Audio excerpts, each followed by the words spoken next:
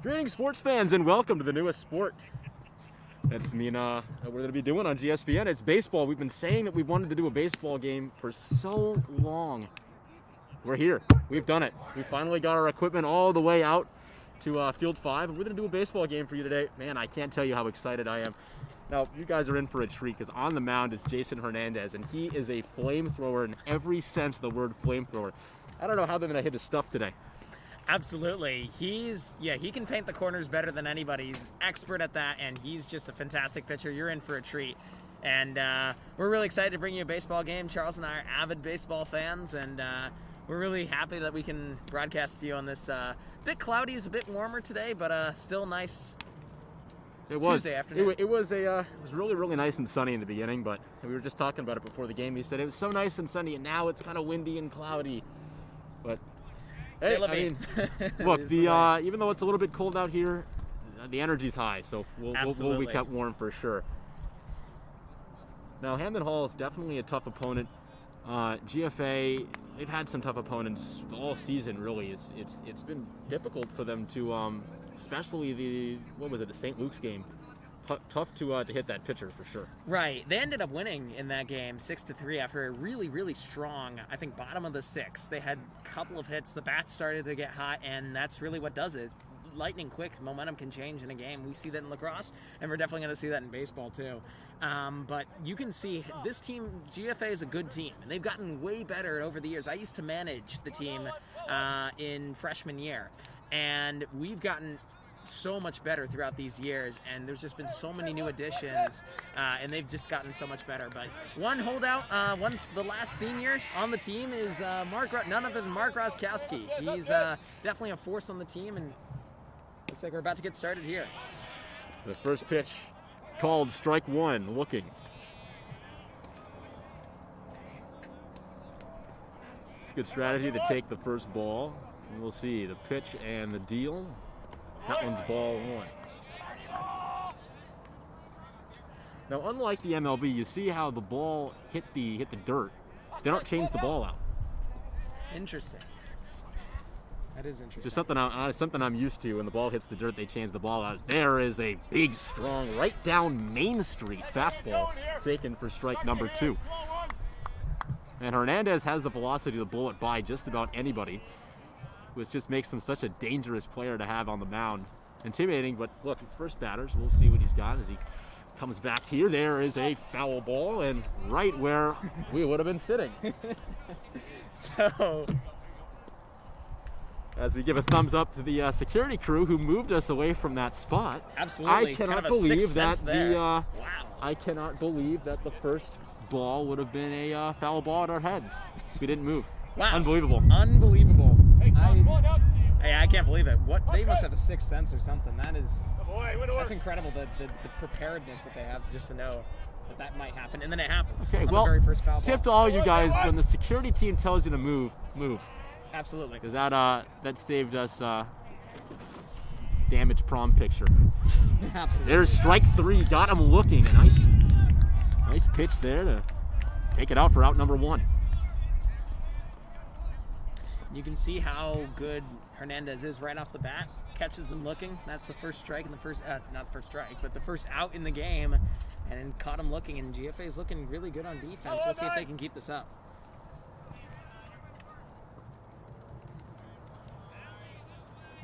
First batter was a lefty. This one being a righty. There's a strike 1. Fast. Hernandez not afraid to attack. And he's thrown some strikes today. That foul ball, that was a strike. Yeah, he's pounding the zone so far. Absolutely. Yeah, he's not afraid to take some shots in the center and pitch some fastballs in the center and kind of tempt the batter to see if he's going to bite on those. And it's working out for him so far. We'll see if that strategy changes later on if the Hamden Hall's able to get some hits, though. Well, let's see if he pounds the zone here with a fastball. He does just that, and the first contact made is going to be flipped over to the first baseman, and that's out number 2.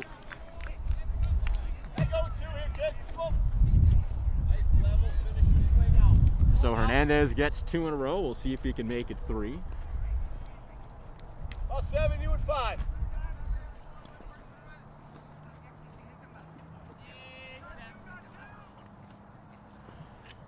Right-hander comes up the bat here, and we'll see now. That was the first time anyone's made solid contact for a hit, at least for a potential hit of the game. But a good job by Hernandez to make him ground out.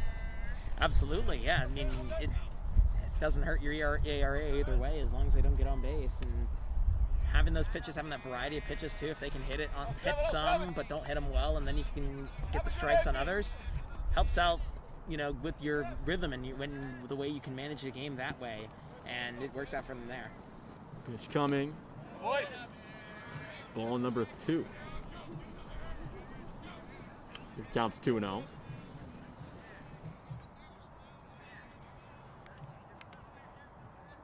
So Hernandez behind in the count. We'll see if he goes fastball. He does just that, as there's a solid hit out to the outfielder. Will he be able to rein it? No, it drops down. He may be going for 2. And he stops at second base. So a 2-out double for the Hornets. Gets the first man aboard. And again, Hernandez was down in the count, so you want fastball. You probably want that pitch back. Right, yeah. I mean, at that point, you're trying to... We saw how aggressive he was in that pitch, early in the pitch count, and how he used it to his advantage to try to catch him looking with the fastballs. But there, kind of cost them, and maybe now you're going to see some more changeups or curveballs, something slower, take the pressure off, and you might see some more balls here. We'll see if he can try to get ahead of the count. Looks like he gets a bit nervous down in the count so far. I mean, it's early in the game, but we can see there that one was a dropping changeup. Trying to be a little bit too conservative. Right, you don't want to go to the other extreme in which you'll just walk all the players. We'll see what he does here. Down in the count, 1-0. Fastball just a little bit too low. 2-0.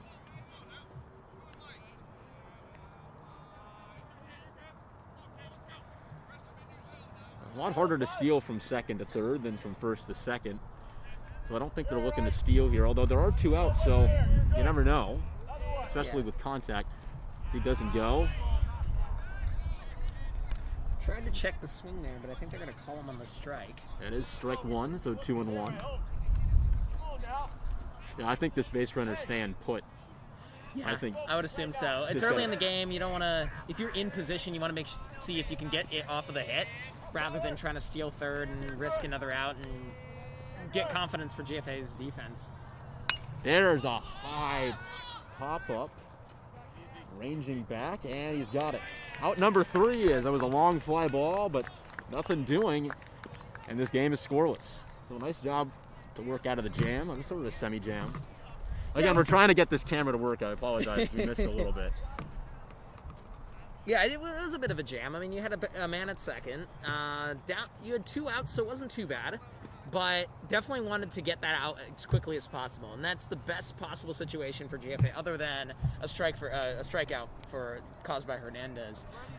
Nice fly out to the left field and able to get it done there. Now GFA can set themselves up offensively, but Hamden Hall's got to have that kind of confidence that we got to hit. We got to hit in the top of the first inning. And if those keep coming, if we keep our bats hot and those balls keep flying, we can see more base runners and possibly some more runs for Hamden Hall. We'll see how GFA responds to Hamden Hall's hit in the first inning. Watching the bullpen session for Hamden Hall, it really seems like their pitcher has a nice array of pitches, and it's really good, especially in high school baseball. Having a nice arsenal of pitches, just keeping them guessing. Not mixing up 3 pitches, maybe 4 or 5 pitches.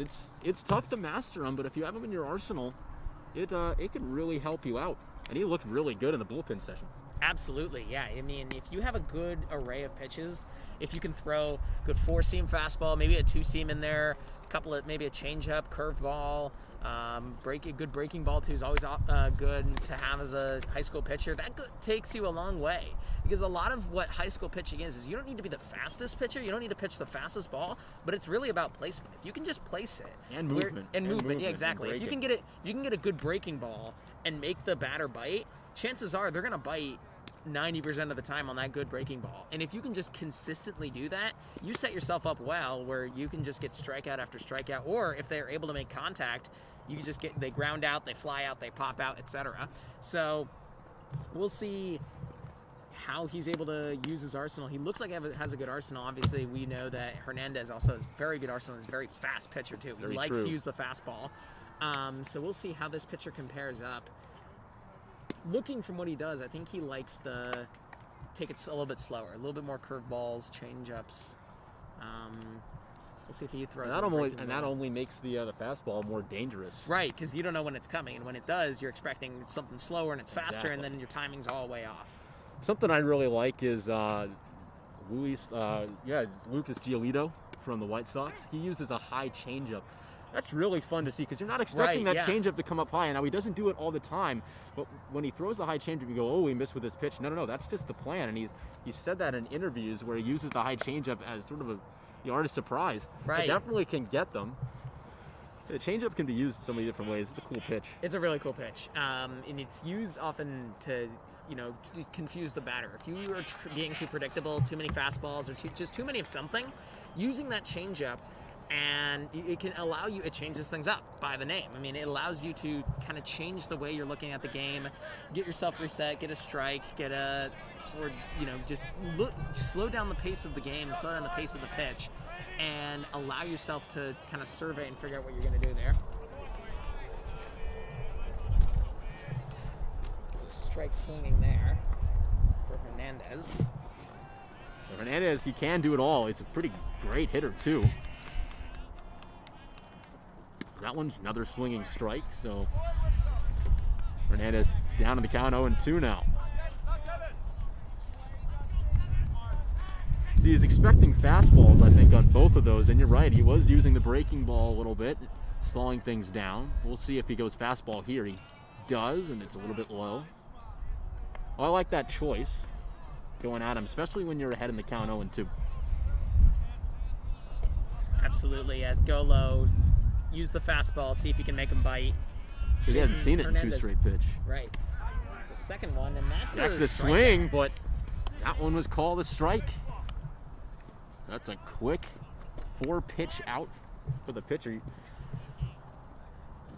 Definitely like those. I want to save that arm. Although I'm not sure you really take your pitchers into long innings in high school baseball. No, I think you usually take them out. There's 7 innings in high school baseball, so it's not as long as a professional MLB game. But you take them, from what I saw, if you have a really good pitcher, you're taking them about 4 innings. Maybe longer if you're just having a monster game. But usually you're taking them 4 innings. And so they're just trying to get, if they can get as much usefulness out of their starter as possible, then they can go into the bullpen and they're not, either down too much, or they just have that kind of momentum going on the defensive side, and they can utilize their bullpen in the best way possible. That ball too low. I believe the count is 2-0 for Andrew Keaveney. And Keaveney's definitely got some power, hitting high up in the lineup. This pitch comes through. That's high for ball 3.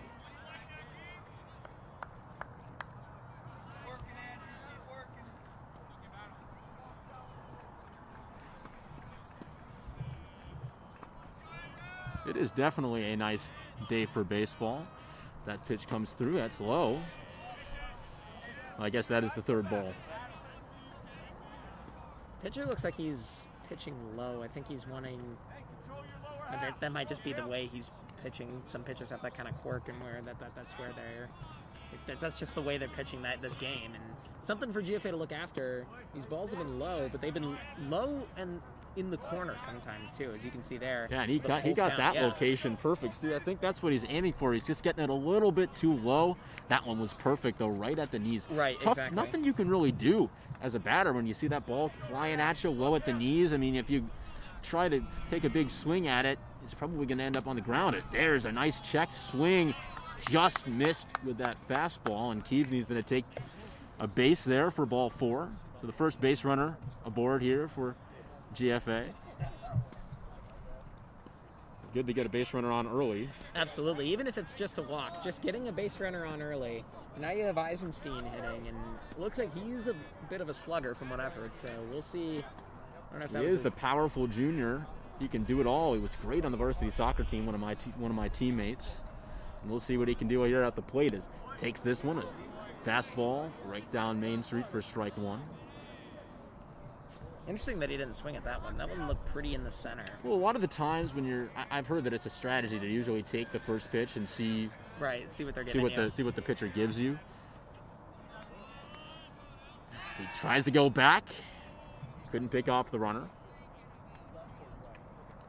I don't think Keavney was thinking about stealing. No, it didn't look like it. But keep the batter on keep the base runner on his toes rather.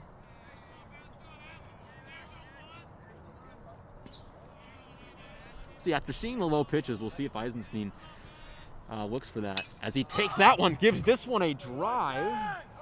And it is going to be caught outside the center field. No tag from Keavney. Good contact, though. That was really good contact. You could hear it in the sound of the bat. He had solid contact on that one. Just, was the pop out and a fly out. Sorry, yeah, just a little bit under it. Just a little bit under it. And but if you keep using that strategy, if GFA keeps, they keep hitting that way and they like those pitches, chances are one of them is going to be in the center of the field for a base hit. And he is trying to steal second, and he's in there before the tag. So Keavney was thinking about going to second. The pickoff, guess the pitcher knew something I didn't, and he made his way off to second base. Now it's a risky steal, but it pays off, and well, now they have a runner in scoring position. Now things are getting interesting. Now it's interesting because we'll see what Jones can do here. He's able to make solid contact. He's able to get if he's able to get at least a base hit, Keavney might be able to get home. Not sure how fast he is, but if he's able to get a good base hit, then we could see a score here. But the problem is, it's not enough to do a sacrifice fly. There's too many outs to do a sacrifice fly, so I don't know if it's I don't know what the strategy is here. There's a dropped third strike as he makes his way to third, and now the Dragons are in business here. Keavney going all the way from first to third, thanks to the steal and a wild pitch. So now we have 3 balls, 1 strike. And they are 1 ball away from getting 2 base runners, as that one is in the dirt, and he is aboard. So Tristan Jones takes first base. Runners on the corners here for the Dragons. And up steps the power-hitting Mark Roskowski. He can drive this ball a mile. There's a reason why he's hitting 5th right after cleanup. Absolutely. And I have to say, I mean, you've got runners in scoring position. You got to be happy to see this guy's up. Absolutely. He is known for his hitting ability. As that one out, foul ball for strike 1.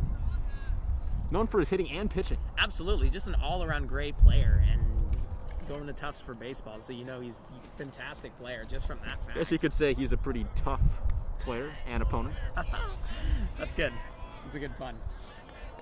There's a reason why I'm in the broadcast booth, ladies and gentlemen. Takes this one, and that one is strike number 2.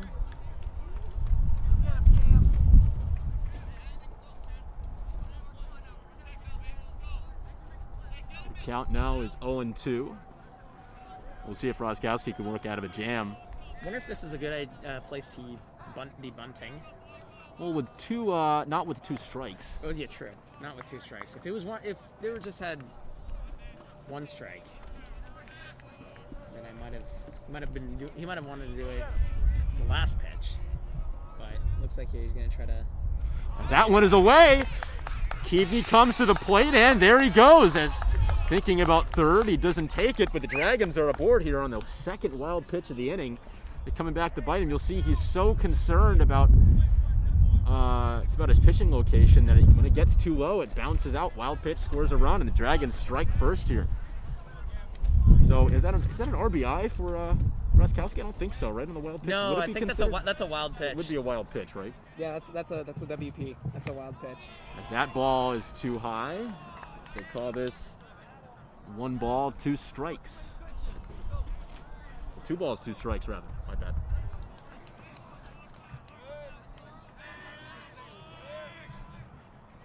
takes that one. That one is popped up. I don't know where that one went. Okay, it's up. Okay. Always got to track this. You don't know where it's going. Exactly. Almost got hit with one last time, like we said, if we didn't move. Yeah, cover your head and make sure, looking up, see exactly where it is.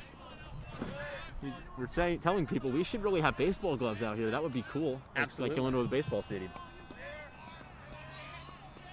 As the pitch coming, does not swing at that one. Oh, Ooh. Boy, a pitch a little bit low. That's a low strikeout. It definitely was low. Good location, though. Umpire rings him up for a backwards K, but the damage limited a little bit. Roskowski does not reach, but the Dragons do score on the wild pitch. We'll see if the pitcher kind of settles himself down and throughout this game. Still the first inning, and only one run came out of that inning. Right. But a little bit more, too many pitches, I think.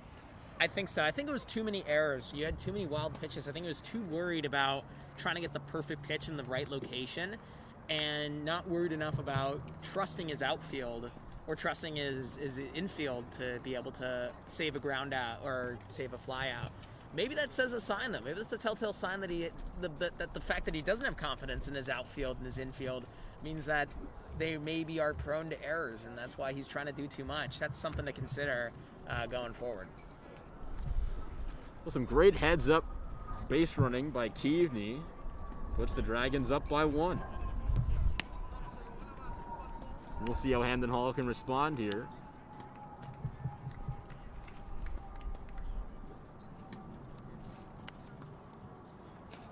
Now Hernandez having 1 inning underneath his belt already.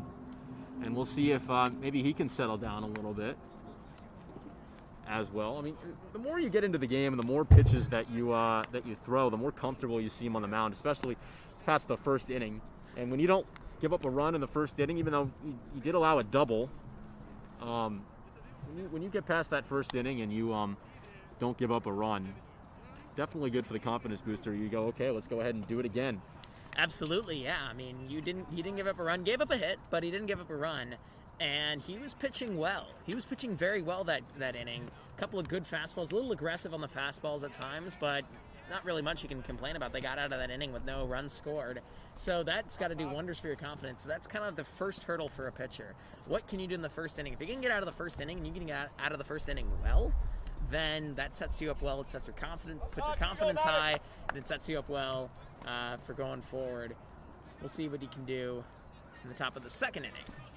So Hernandez still has some work to do. As Hamden Hall Dragons up 1. We'll see if Hamden Hall can chip away at this lead. It only takes 1 big hit. And we'll see if they can do just that. We'll see if Hernandez throws a fastball to start off. He does, and it's just a little bit too low for ball 1.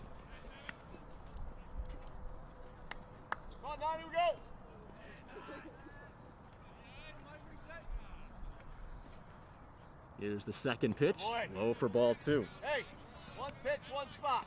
Come on, 9. One good thing about baseball, at least for, I guess, our technology purposes, is that there is no clock. Now, I know some people think that that's a bad thing. I like it a lot. I like it a lot. It puts either pressure or takes the pressure off of a team in certain situations, depending on who you are. If you're, if you can have a 10-run inning or you can have a very quick inning. Like, it depends on the way you play the game defensively or offensively.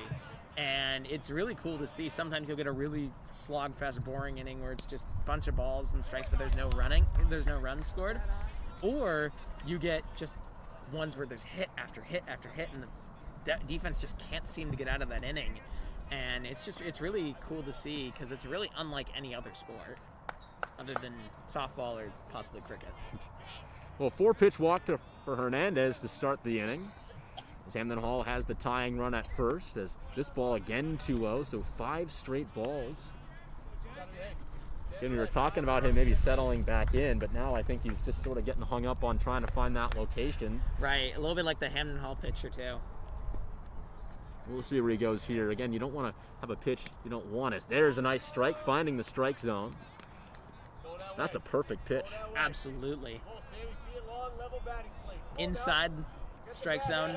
Right on the corner, low, definitely a great pitch. Definitely something he wants to keep using if he can find it again. There's that one, another strike. Another strike, and pretty much looks like these are in the same location. I think that one was a little bit further out from inside the batter. But still, he's painting the bottom of the corner, and it's working well. He's doing it perfectly, freezing this batter right now. We'll see. Can he work out of this hole? No, he cannot. Or no. Looks like that was a ball. Was it a ball? It was. Your count is 2-2. My bad, I thought that was ball 4. Swing and a miss for strike 3, and that's a K for Hernandez. Definitely has to feel good after that 4-pitch walk and 5 straight balls to come back there and get your strikeout. Although it did take a little bit of pitches, but hey, I mean, at this point you want to get that strikeout, you want to get that feeling. That's the quickest way you can settle down, is getting some strikeouts for your team. Absolutely. Absolutely. Get that strikeout, get that confidence going. And now he's really There's a in his high stride. strike, but called by the referee. Strike number 1. It's a low strike he called against Rodzkowski, and a high strike, I guess, called here for Hernandez, returning the favor for both teams. That one outside.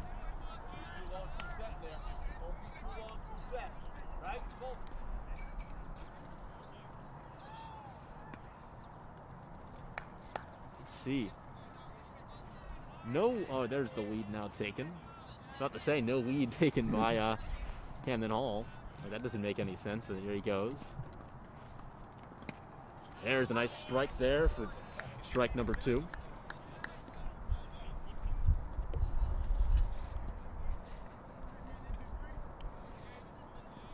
We'll see if he can make this back-to-back strikeouts. That would really be a confidence booster. Oh, absolutely. And now he goes, and strike number 3. Can he get him? Oh, just missed it. So they couldn't get the double play, but a swinging strike. That's 2 in a row for Hernandez. He's heating up now. Now he's settling in for sure. Absolutely. He's hitting his stride. And it's really, he's using that fastball to perfection. Just putting it exact right positions, painting the corners, and batters just can't hit him. They just freeze up, and you have a swinging strikeout there. You had a looking strikeout. And that's just really the story of the game. He's just utilizing that fastball to the best of his ability. And he's really all over the strike zone, too. He did a couple pitches low, and he had that string of 5 pitches low that were called balls. But now he's utilizing the entire strike zone, and it's working to perfection. 2 outs, 2 strikeouts for Jason Hernandez. And there's strike number 1 on the foul ball. Go behind, you're good. Get another one. You're good. Have to be careful with your pitching location, though, with a runner on second.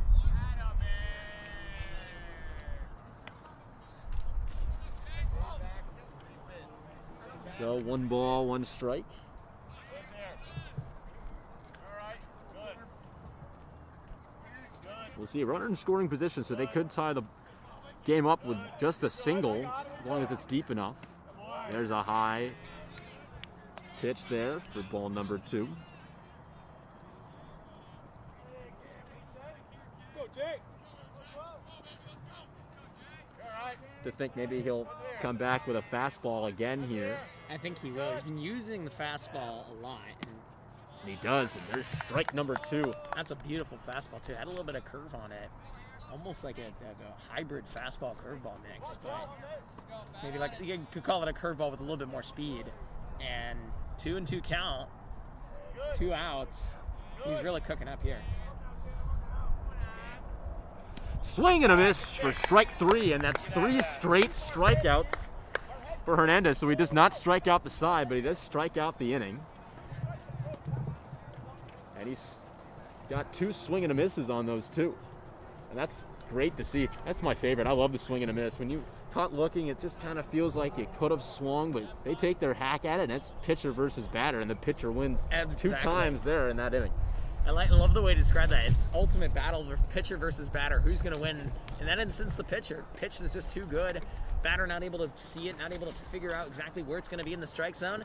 And that's 3 strikeouts to end the inning for Hernandez. He's definitely hitting his stride. And this is the great pitching game we promised you, folks. He is definitely a fantastic pitcher, one of the best on the team, and you can see why. And he loves that fastball, and he's just going to keep riding that fastball Absolutely. as long as he can. But he also has a ton of other pitches in his arsenal too. It's not like he's just a fastball kind of guy. He has the changeup, he has the curveball, and it's just going to be really interesting to see how he's going to utilize that later when he wants to change up from that fastball, possibly using a changeup or a curveball in certain situations, and we'll see how he's able to do that. And on the flip side, we'll see how the Hamden Hall pitcher is able to respond here. Had some trouble with some wild pitches. That was how GFA's up 1-0. Wasn't off of hits. GFA hasn't had a hit yet, but it was off of walks and bases stolen from wild pitches. And wild pitch. Yeah, the wild pitch is coming back to bite him. Now, one thing I want to say about Hernandez so far, I think the main thing, other than his velocity and the arsenal, all that, it's really just been confidence and discipline. If you remember, he walked the first batter of the inning on 4 straight pitches and then threw a 5th straight ball to the first batter, but he went ahead and he said, you know what, I'm confident. I know my teammates have my back. I'm going to go ahead and give it my best shot. And that he did with 3 straight strikeouts. Great to see. Confident young man on the mound. Absolutely, yeah. He didn't let those balls, that walk, phase him. He was disciplined. He was not going to throw wild pitches. As that one is up and going to be caught by the shortstop.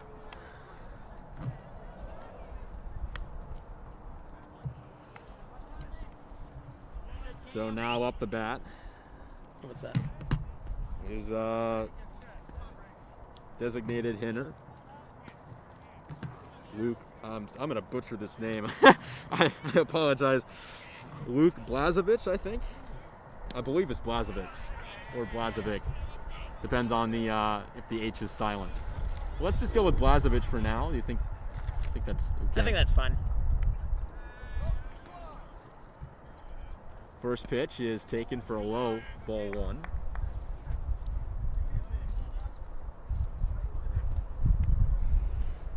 Again, I apologize for the camera. We may miss a bit of the action. It's not very fast when I try to move it. We don't have a camera operator for us, as this one is taken. Strike at the knees. Counts 1-1. There is a velocity difference between Hamden Hall and Jason Hernandez in terms of the pitching. But that almost works in the pitcher's advantage because you don't know what the pitch is going to be. Right, exactly. This one's put on the ground to the shortstop. Can he get the out at first? He will. There's 2 up, 2 down. And we'll see if this will be the first 1-2-3 inning of this game.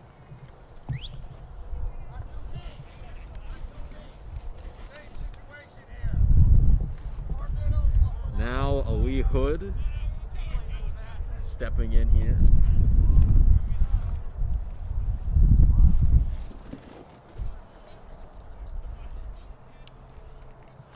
It is interesting when you have I wouldn't call this pitcher slower than normal, but definitely a little bit definitely slower than what they might be used to. Absolutely. And because he uses those breaking balls and the changeup so well, when you throw a fastball, it kind of looks like a changeup, and you can get them swinging early or a little bit too late, as this one's popped up behind the backstop. That'll be strike number 2.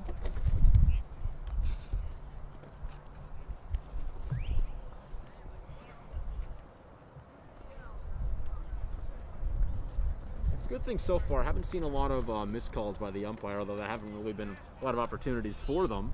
Right. It's good to see. Missed calls, especially when you don't have instant replay in high school, it's kind of can get frustrating. But I guess it's just like the good old days. As that one a little bit outside. That's going to be ball number 1. Looks like a pretty good location. A nice pitch, especially when you're up in the count. Absolutely. It's a good location, just a little bit wide from what I'm seeing here. As he freezes the batter there with that great ball that just sunk a little bit. Throws him up. That's out number 3, and that was a 1-2-3 inning, with the last one being a nice strikeout.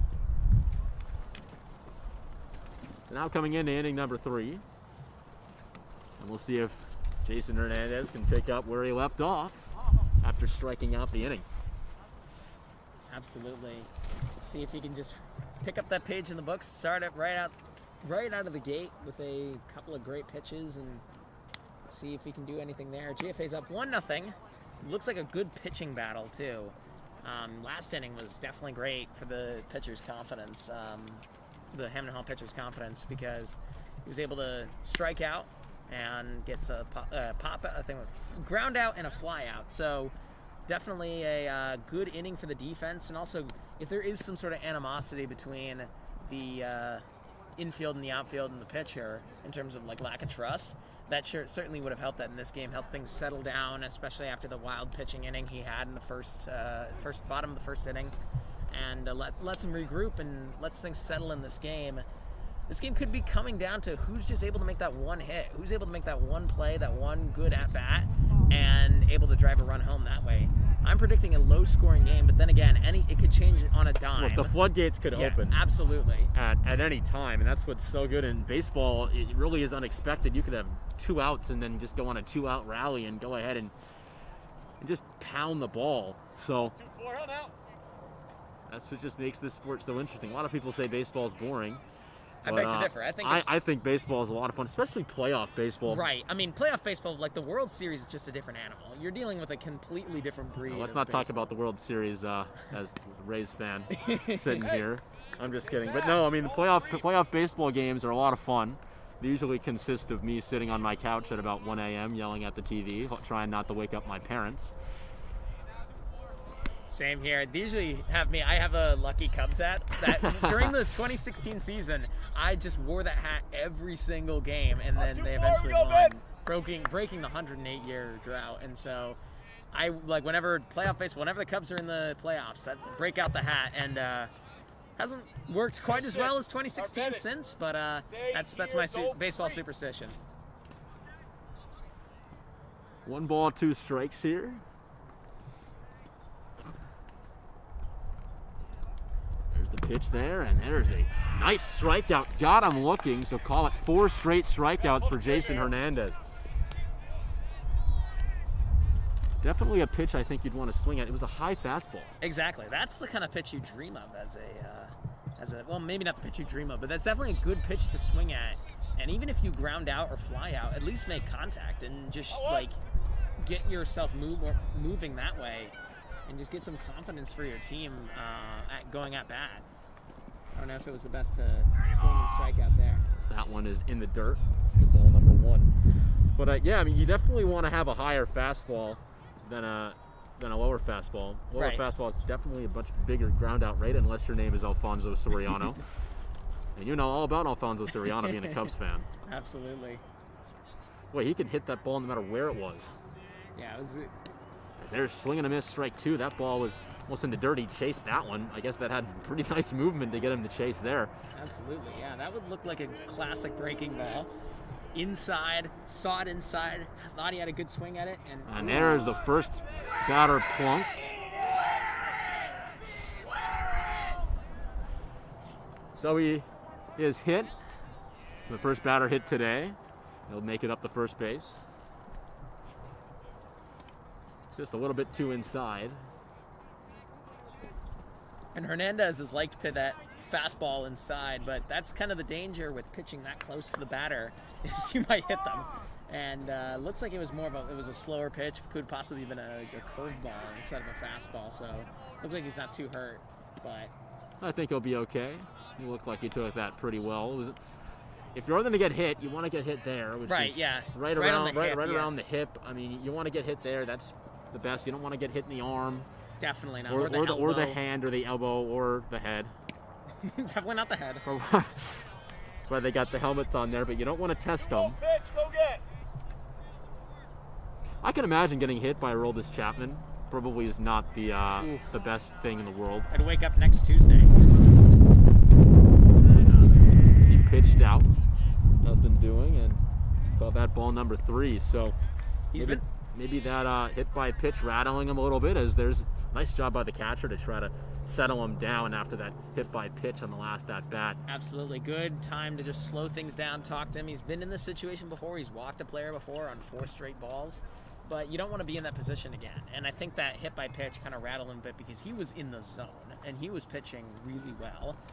And that kind of mismanagement of that curveball. He just missed his pitch. Yeah, exactly. Maybe something was wrong with the grip. It slipped or something. But I mean, it happens. Look, these 3 balls, I think this shows all you fans at home that not the pitcher's intention to hit the batter. He's being a little bit too careful at this point.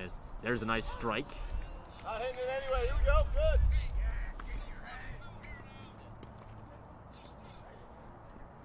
Now 3 balls, 1 strike. Well, I guess the benefit is maybe you can get a ground ball to get the double play. As now he goes, as there's nice contact. This one is going in the gap, and it is going to fall as I put the camera the wrong way. Fires this one in and does not go to second base, but now runners on the corners for the Hornets, and with only 1 away, they're set up for a good inning right now as long as they can continue to get the hits going. Absolutely. That was a fantastic hit. Great contact right into the just left of center field. And they're able to get it done there. And now they have runners at the corners with 1 out, so they have the opportunity to do a fly out or a sacrifice fly if they need to, if they can't get good contact. And they're really set up well. This is not the position that GFA wanted to be in. Push it a little bit to the right. That's to the left side. Left a little more. Perfect. And that ball too high. You can see Hamden Hall had that steal set, especially when they were ahead in the count. You think maybe a ball may be coming. This one is swung on and missed. Hey. Call that strike number 2. Keep level on the plate. Stay on the plate. Come on, 7. Head in there. Or strike number 1, rather.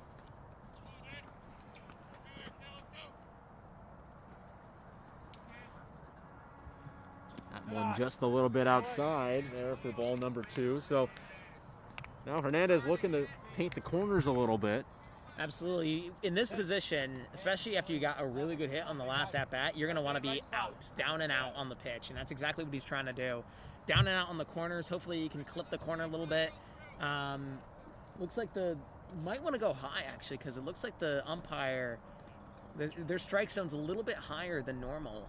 So if you can hit high, that's dangerous because then you set yourself open for another good hit, as we saw on the last at-bat. But if you can pitch high, and you can pitch high well, then can set himself he can set himself up well. So talk with the coach. Wanted to settle him down a little bit. Definitely. Now it worked with the when the catcher went ahead and did that right after it was a strikeout.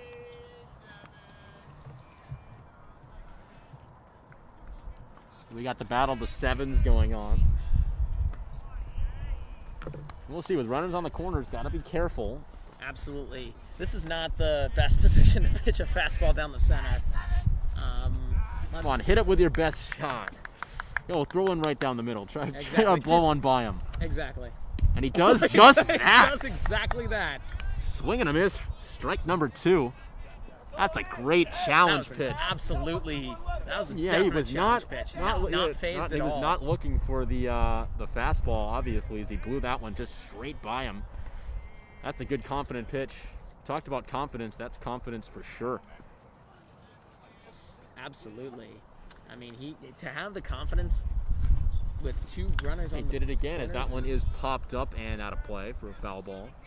With runners on the corners and only 1 out, pitching it down the middle is definitely a gutsy play, but he's able to do it. And I think it was a decent place to do that because the pitcher was definitely not expecting that. He was definitely not expecting a fastball down the center, and obviously you could see it in how late he swung there. We'll see what Hernandez does here. He might go with a pitch down. That one's a little bit too high. Goes with a pitch high. Just a little bit high. Just a bit. And I know the count is full. The umpire has a high strike zone, but if he had that high of a strike zone, he wouldn't be an umpire. The strike zone does not extend to the heavens.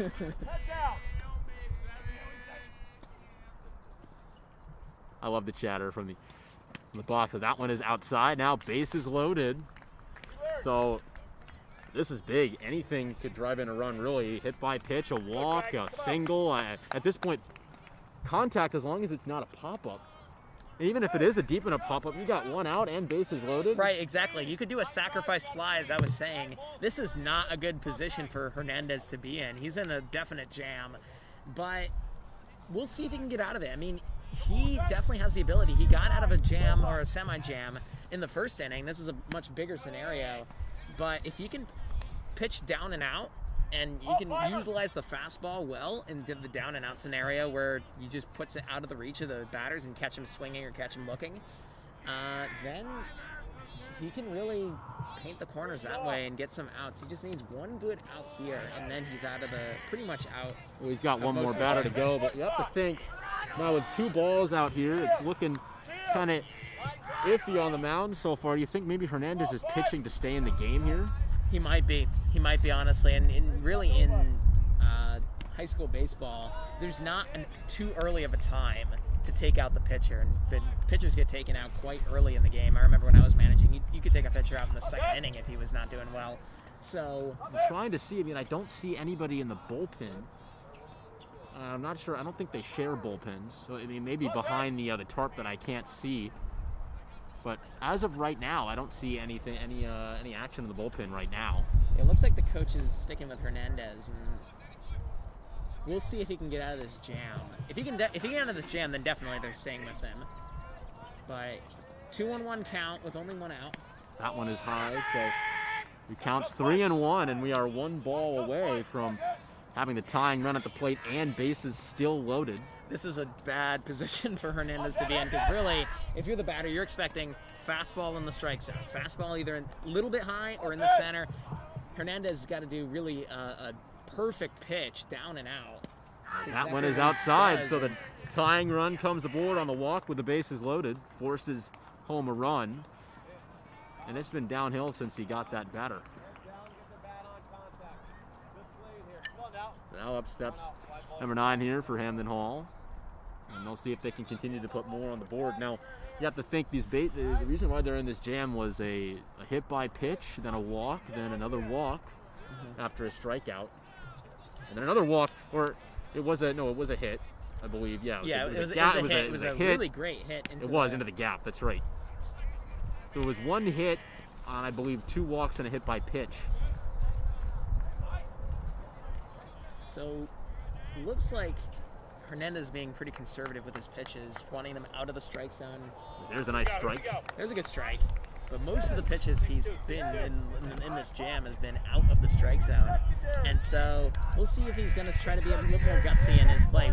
He had that really gutsy pitch in the center of the strike zone, that fastball right down the center for a swinging strikeout.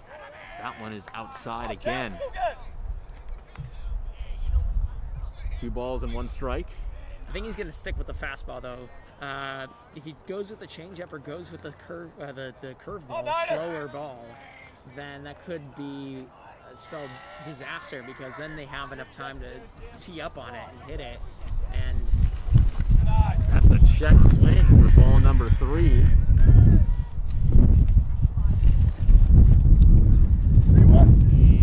That is 3-1. The scoreboard has it wrong, so they are another ball away from taking the lead here, and still 1 out. I mean, if he walks 2 straight, you have to think about taking him out. Right, exactly. It's a tough position to be, and a tough position for the new pitcher to be in too, as that one is lifted up, and it's not going down on my head. No, it's not. So we have a full count. So now he's got a little bit more to work with. He can kind of put this ball in a bit more places. He might want to do the fastball down the center. Risky play, but he could definitely do it. He's done it before. He might want to do a breaking ball here. Good fast breaking ball. He has the speed. That was the fastball, and he got him. Oh, man. Thought he had the base, but umpire says no. So Hernandez gets the big strikeout, and now he has 1 batter away from getting out of a big jam and only giving up 1 run. And that would definitely be a win. Yeah, definitely would be a win. He got the strikeout here, and that was huge. Getting that strikeout here, just giving yourself some breathing room. If you can only allow 1 run in this inning, that's a win for him. That one is too high. Has to be careful. He is not going on the wild. Would that be a wild pitch? It was a little bit high. It's a tip off the glove. I don't know. Yeah, I wouldn't call that a wild pitch. think it was just a bit high.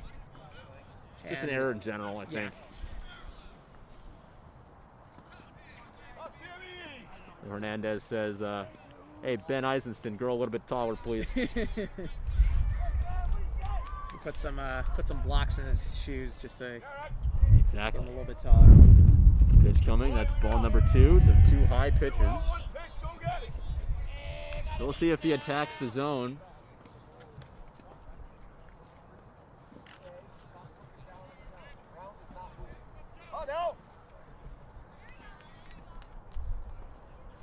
Another high fastball, so it is 3-0.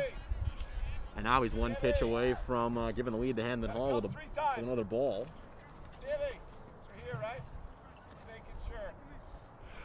But again, now this gives the batter the green light to go ahead and just tee reach for a off on pitch it, you yeah. think that you can get. Right, exactly. I mean, because if you strike out swinging, that's not terrible. There is ball number 4. Ooh, Ah, man, it's a close play. that's a close. But look, Hamden Hall now has the lead on a close ball.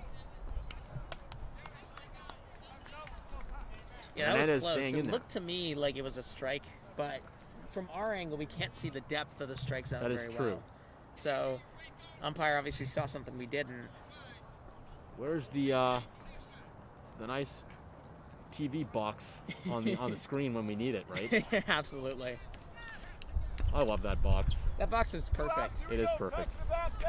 Imagine watching baseball without that. I mean, I Yeah, know it's hard. for Because me, you have I've always had it, so it's just the norm for me. But Right. watching it without, you're trying to call and you don't know exactly what it is. If that one is outside. And that's why umpires tend to have their own quirks in terms of the size of their That's true. strike They can't see zones. the box. Yeah, exactly. They don't have the box. Like, they have a box in their mind, but it changes with each game, and it changes with each person And with how too.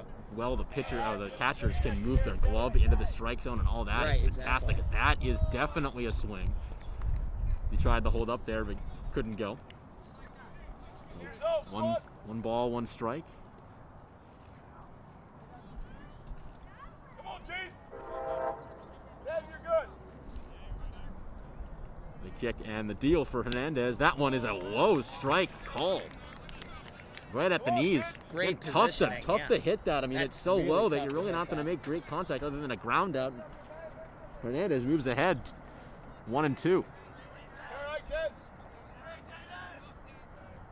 There's the pitch and foul tip cut. And he works out of the jam. So a nice job by Hernandez. The coach stuck with him, put his faith in him, and there you go. I mean, I'd say it's a nice job working out of the jam when you had 1 out and the bases loaded. I mean, Absolutely. tough. I mean, It definitely could have been a lot worse. it could have than been giving way up worse. 2 runs off of balls. So that's something you want to work with, just being in terms of your positioning of your pitch.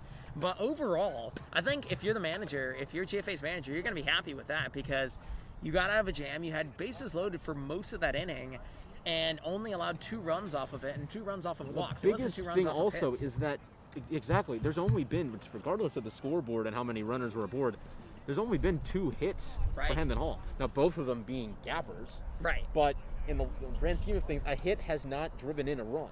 right, exactly. A hit has only gotten a big base runner to from first to third, and it was a single. I mean, it was a very long single, but it was a single that moved the base runner up from first to third, and a double that just put someone on at second base. But nothing as no hit or contact has driven anybody home.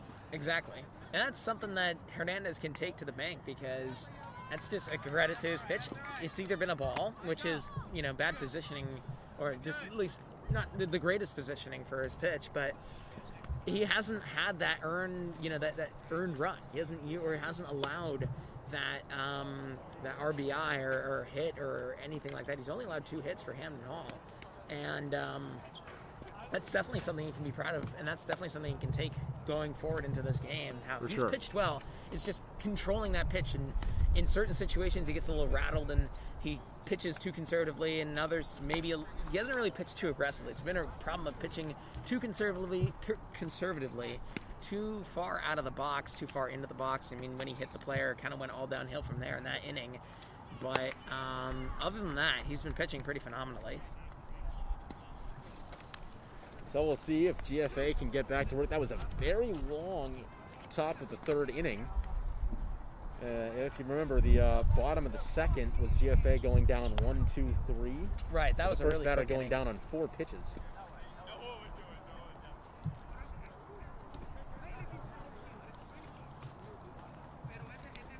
So we'll see if they can do a little bit better than that, because I believe Jack Cascella will be leading off the inning. And he will be. So the first due up next is Jason Hernandez, and then we've got Andrew Keaveney in the third slot.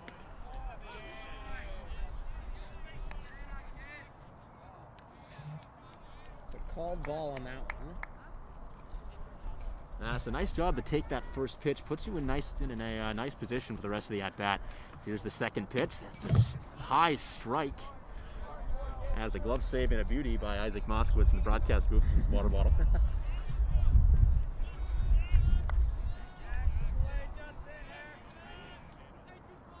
It's a high strike. Yeah, I mean, when it's so high, you don't really want to swing at it. There's a nice cut. Got a piece of it. But it's fouled off for strike number 2. Yeah, when it's that high, I mean, tough to do much. I mean, even though home runs are hit off of high balls, right? Yeah. Generally, especially high fastballs. Right. If you see a high fastball like that, you kind of choke up on the bat and then bang. There's another foul tip. That was in a very nice location again. Just missed it with the bat. So it looks like the pitcher's trying to test him, and Cascella, bottom of the lineup. Pitcher sees that, seeing, okay, well, let's see what I can do here. Let's see if I can test him a little bit, challenge him. But Cascella is definitely he's definitely not someone you want to see. Got another piece of it to make this 3 foul balls in a row, making this pitcher work for that third strike. Absolutely, and that kind of wears the pitcher down, gets his pitch count up, and he's been pitching well. So maybe the strategy's a bit, let's wear him down, get into the bullpen, and then we can work from there. And the biggest thing is that this pitcher is a slower than usual pitcher. Right. So when you wear this pitcher down, he's going to really start pitching slow, as that is the first ball of the at-bat. So that definitely could be a strategy, although you want to take the hits. Absolutely. I mean, there's different strategies at different points in the game, and I think at this time, he's a slow pitcher, and he's just trying to wear him down, just trying to get that pitch count up as much as possible, and just, get it up so that they can get into the bullpen as quick as possible, and then they can start to work with it. They're playing the long game at this point, or it looks like at this at-bat they're playing the long game, but if Cascella sees a pitch up high, nice fastball, maybe towards the center of the strike zone, he's not going to He sees something he likes for the 4th foul ball of the at-bat. And he's really making this pitcher work. He's seen a lot of pitches he likes. Maybe one of them will strike.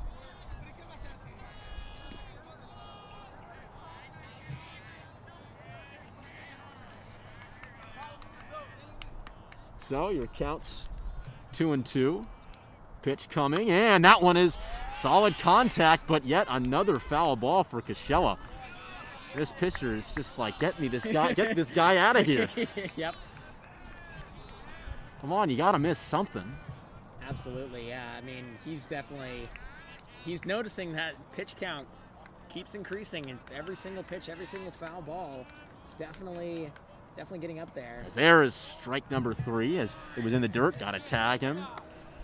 Let's chase one down at 2-2. Now, I would have taken that one. I mean, maybe it's tough because you know that third strike, if you miss it, but I mean, it was sinking pretty fast. I think like from our point of view, it looked like it was sinking pretty fast, and it looked like it was a decent, it looked like it was pretty far out, but, I'm not pitching. Well, hindsight is 2022, so, absolutely, and I'm yeah. certainly not a baseball player. Interesting to see what his next approach is. Now, here's Jason Hernandez. We'll see. He's definitely looking to get a run back, especially with that swing. That was absolutely a power swing if I've ever seen one. He was trying to get all of that one. And they got to get this piece by piece. I mean, anything helps. Right, exactly. Don't want to get it back too much. That is a foul ball popped up. And out of play. Count now 0-2.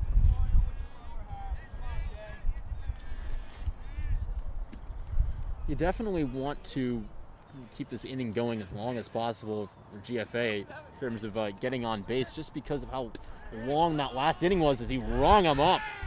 Whew, great strike Got him looking, and that's out number 2.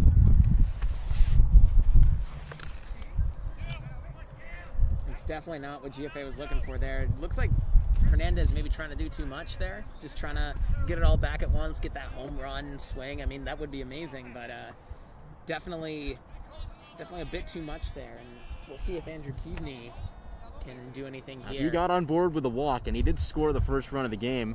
And we'll see what he's got going. Now, Hernandez has gone up twice and struck out twice. Another thing to note. So definitely makes him a little bit extra eager on the mound to try to get some strikeouts back for his team. Absolutely. Especially after that last inning. Now that it's behind him and they know they're only down 1, there's a nice swing, but just got a piece of that one. It's strike number 2. Or strike number 1, rather. I'm sorry. What? Just the rain. Felt some drizzling. Oh, no. Now, bear with us, folks. We are feeling a little bit of drizzling, so if the sky opens up a bit, we'll have to, I don't know, we'll have to pause the stream or do something. We'll have to find some shelter. I don't know.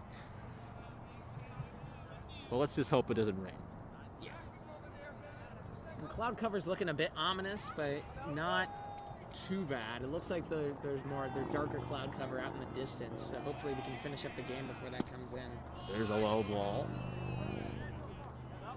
Make it 1 ball and 2 strikes now.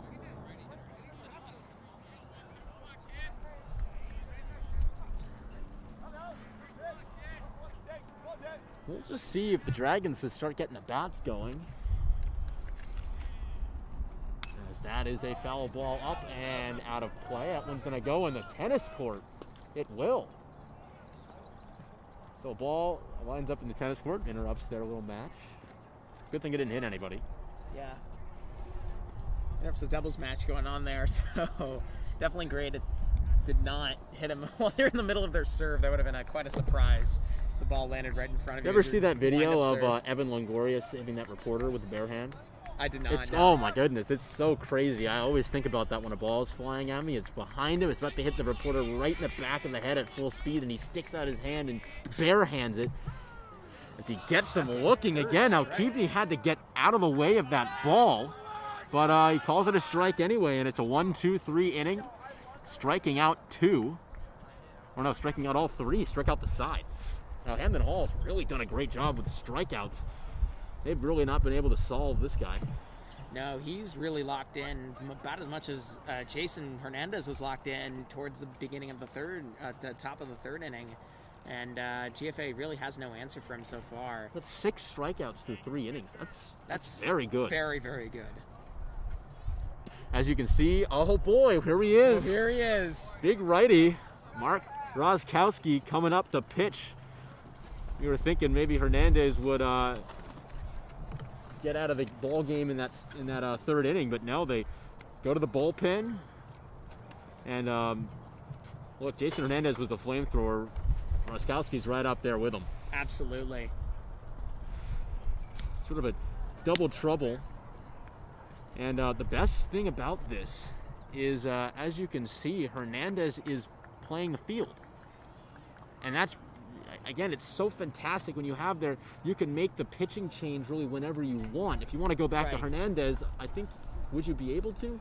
I mean, I think you would be, because you're just replacing the infield. You're not substituting anybody into the bench. So as you can see, it's so fantastic to have Roskowski out in the outfield, right? Yeah, so that he can go ahead, and if you need him, you go ahead and put him in. You don't have to go to your bench and waste the substitution and take a starter out of the game. And Hernandez, again, he doesn't pitch every single game. He's a position player for sure as well.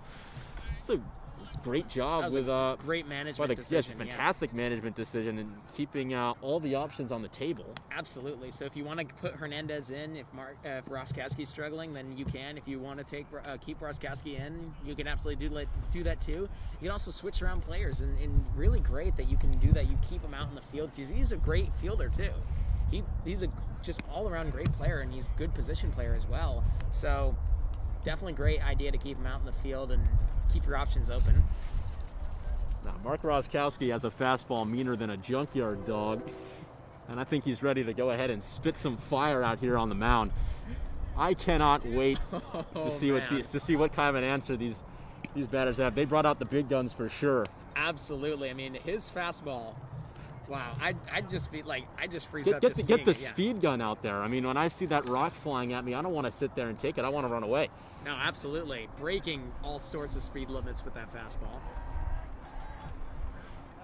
So first batter of this inning and the first batter for Roskowski, and we'll see what number 4 has planned for the first pitch of this inning.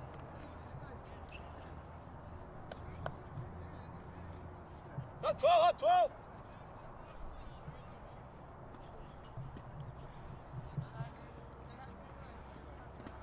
Just getting set up a little bit. And we're ready to start inning number 4, top of the 4th. Out of what, 6 or 7? 7 usually. I believe it's 7.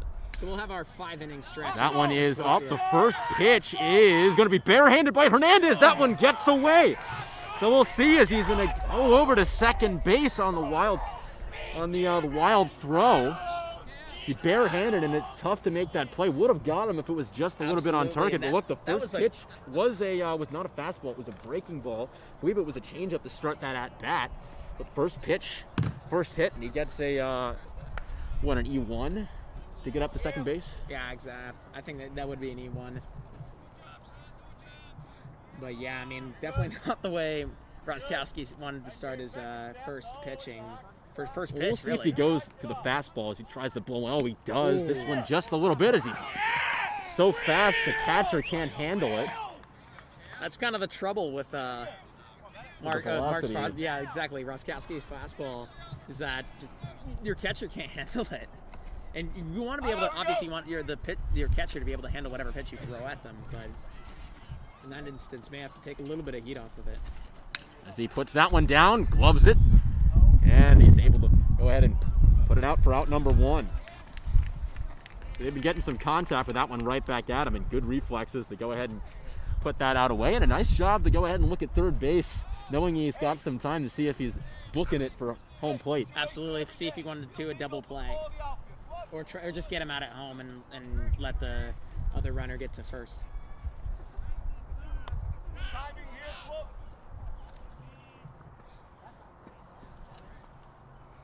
Here's the pitch. He swings. This one is popped up. Can he get there? Ranging back, and he does. He's booking it for home. Will he make it? He will. So that is the lead increases now for the Hornets as they put run number 3 on the board, but there is 2 away and no one to worry about on base, so I guess that's the positive you can take out of it. Now look, only down 2, that's not insurmountable by any means, but GFA needs to get the bats going the next time they go ahead and try to respond. Their defense has been pretty good. I mean, 3 runs is not bad. Especially with the situations that they've been Exactly. They had a bases loaded situation which Hamden Hall got 2 runs out of off of walks. And this one was a one. And with 1 out, and a runner on third, I mean, anything sort of scores them, you know what I mean? Exactly. It's just like it could be anything, unless you get a strikeout. A strikeout, I mean, a ground out could, depending on where the area is. Right. So a deep fly out definitely would. And that was a deep fly. I mean, exactly. Sacrifice. Not a lot of options you can have on defense when you have in that situation. As that one is another solid contact. Will he be able to do it? Center fielder goes ahead and gets it.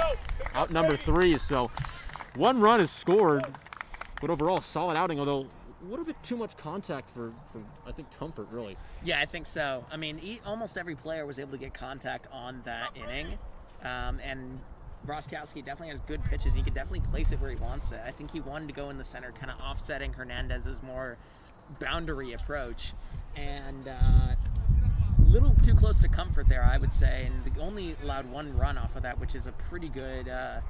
That's pretty good. Yeah. But I think the only reason why that run was scored really could have been a 1-2-3 inning if it wasn't for the error, and that wouldn't have been. I believe that run was not an earned run. Yeah. So he still has an ERA of 0.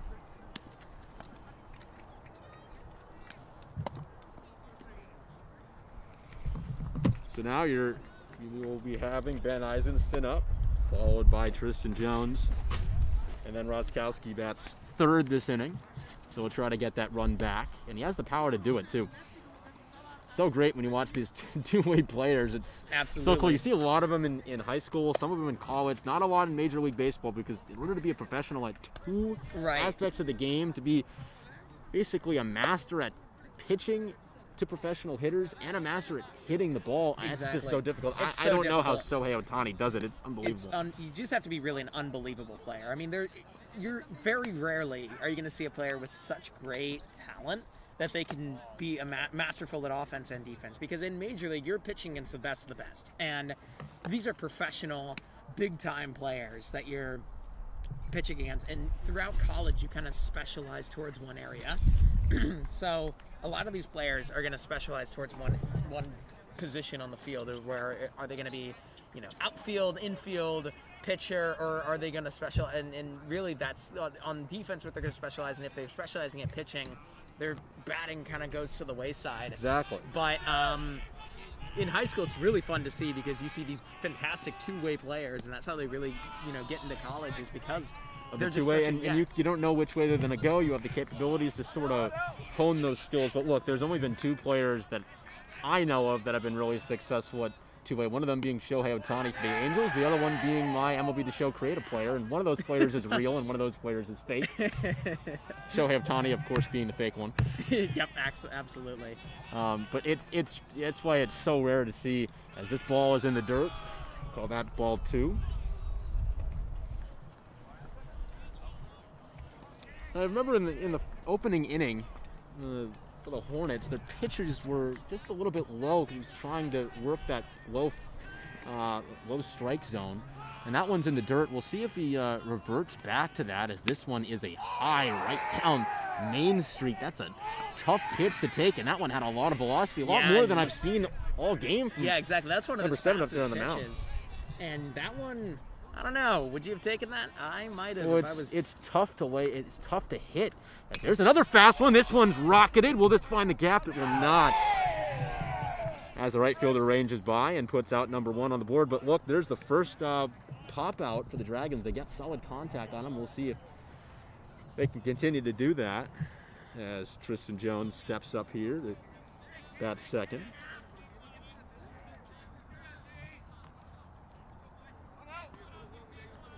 First pitch coming. That one's in the dirt.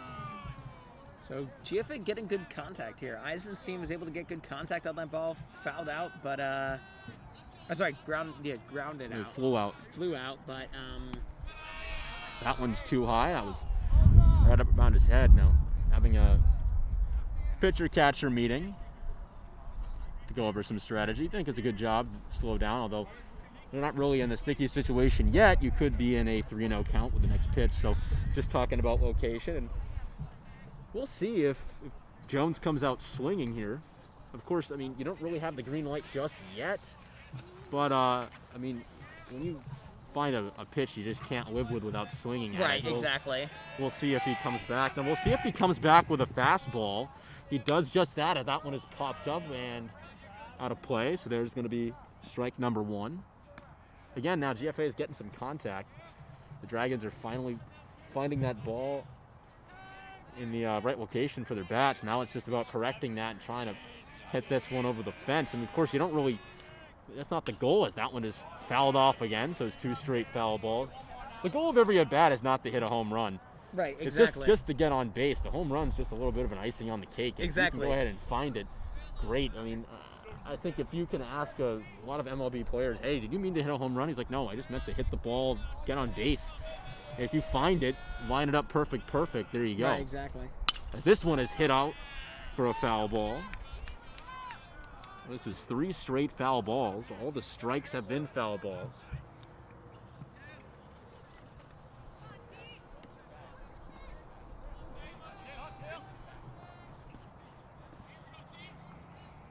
Here's the kick and the deal. Puts this one in play. Will he beat this one out? Flying down the line, and he was not able to beat it out. There's out number 2. And he is 1 batter away from 1-2-3 inning, but he's got a tough opponent as Roskowski comes to the plate with a little bit of fire after giving up run number 3. We'll see if he can get this one back. And like we said, he definitely has the skills and power to do just that. Absolutely. Absolutely. He definitely has the power. The swing is just off the charts. It's a fantastic, powerful swing. And he has a really good eye too. He knows exactly what. Oh, there's a great pitch to swing at. A slow ball curling just down. You can see all of it, but laid off that one for strike number 1. Wonder if the manager wants them to be a little bit more conservative in this game, and because each and every player seems to be taking called strikes. When from what we're seeing out here, they could have swung at that, and so I wonder if that's kind of the strategy that they are using. That was like the coaching strategy, like be conservative, get walks primarily. If you see something that's like incredible, that's an incredible pitch, or that's just like right where you want it, obviously take the hit. But there's a check swing. I think if he swung through that, he was just a little bit too late. Just a little bit earlier on that. That would have been great contact. Came off of a good part of the bat. Just a little bit too late. A little bit under it too to make it pop up. So now he's behind in the count, 1-2. And we'll see if this pitcher goes back to the breaking ball to try to get him to chase. He does, and there's strike 3. Right down, a great pitch. Puts him down. Yet another strikeout for this pitcher. He's having himself a day so far. He's able to get out of this inning 1-2-3 once again. Maybe for the second time today. Maybe the third time today. Yeah, I mean, GFA's just got to find a way to get on base. And I think they're being, from what we're seeing out here, and I know we're not managers, and we're not coaches, and we're not players, but from what we're seeing out here, they're kind of checking their swings. They're taking called strikes, and I think there's going to be a pitcher. Is there going to be a pitcher's change, I think? And we'll see. I don't think there is. For Hamden Hall? No, for GFA.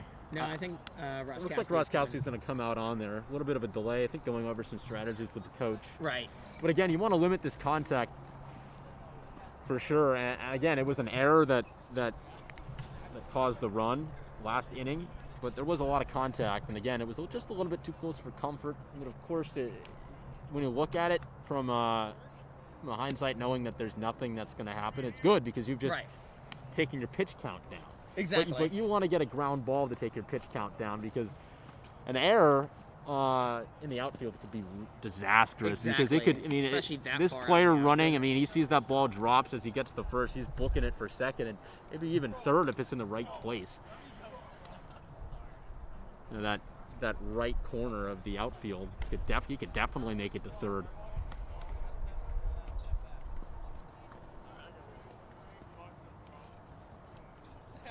Gotta think also with the way that this field is structured, it's you could probably see an inside the park home run if you've got enough speed because the arm strength is not like an MLB center fielder. I mean, you can't throw it that far. You need to use a few cutoff, especially if it rolls to the wall. That could be bad news. Hey, just think about it. It's a long way. Absolutely. Especially you can see towards the end of the field, it sort of dips down. There's a bit of a hill down there. And so if there's an error way, way, way out there at right field and that starts to roll in the grass, I mean, that could easily be an inside the park home run. I was literally just thinking about that as soon as you were saying. I'm like, what? How could we do an inside the park home run? And exactly that. That's a far hit way into right field, and it's either dropped or they just can't get it. And that would do it.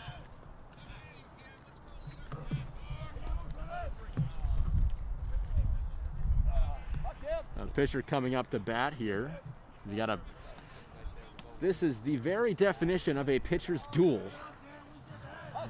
He rang Roskowski up,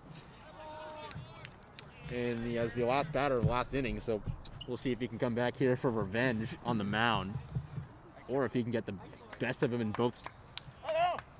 We'll see. Yeah, definitely a bit of revenge for Roskowski if he can strike him out here. Did it hit him, or did it hit the bat? I think it hit the bat. Are they calling that a foul ball? They are.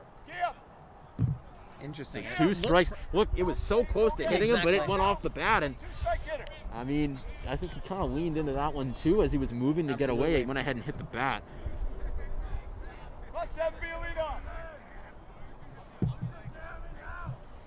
So ahead 0-2. We'll see if he can get his first strike out of the game. And this one is lofted up to the shortstop.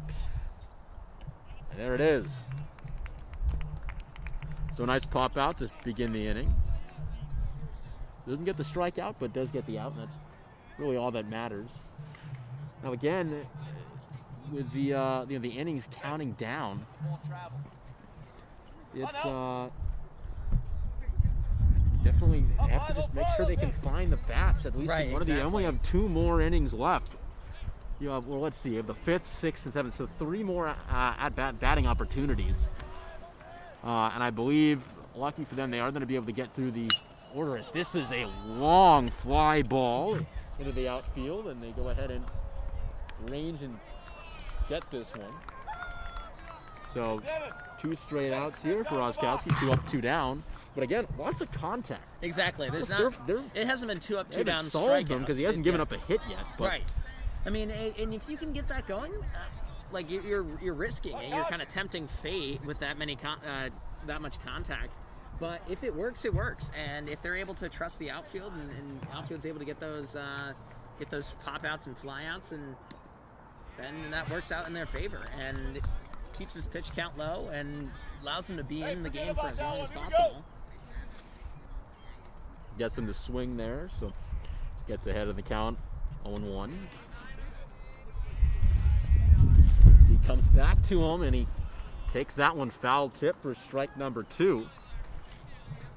And now this gives Roskowski the green light to go ahead and play with him a little bit, maybe with a breaking ball outside to try to make him look silly. Absolutely. That would be definitely a good strategy to use. I wouldn't be surprised seeing a breaking ball here. Just that in. Here he is. Makes him swing early with a nice changeup. Gets him down. The first strikeout. You can see maybe that settles him down a little bit if he will stay in the game for inning number 6. But now the Dragons come out. It's the I believe that was the 6th. That was the 6th inning. It wasn't the 5th inning. That was the 6th. They just changed the scoreboard. Huh. Well, it should be the bottom of the 5th. Because GFA I believe right. It has to be. It has to be the bottom of the 5th. It has to be the bottom of the 5th. I think they just. Right, that's what you have on your score sheet, right? Yeah, exactly. I have it on the bottom of the 5th. We're keeping the score. I think the scoreboard's a little bit wrong. They changed the inning instead of the top, and they just went to the new one. Right. But it is the bottom of the 5th. Yes, now they just changed it.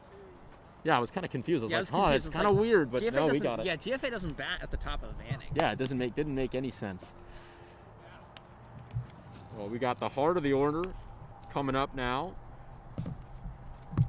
We got Trace Florio and Luke Blazovic and Ali Hood coming up as your first, second, and third batters of the inning. But of course, you don't want to. They definitely don't plan on making it just those 3 come up. Absolutely, and GFA is definitely looking for their bats to come alive and just getting a hit. I think just getting a hit in this game, a really good contact hit, will get things going for them and get their confidence boosted, get that momentum going, and then the bats may start to fly because they are yet to have a good hit, or really any hit in this game. And they've had contact, they've made contact with the ball, they've had a couple of ground outs and fly outs, but that's not the same as actually getting a good solid hit. You get on first base, you know you earned it against the pitcher, and then you can start to work with things a little bit better once you see exactly what works against the pitcher. As that one's in the dirt for ball 1.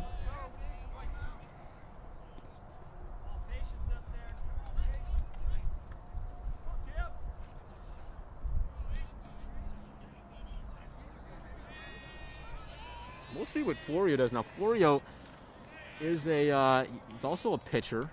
He goes ahead and swings and misses.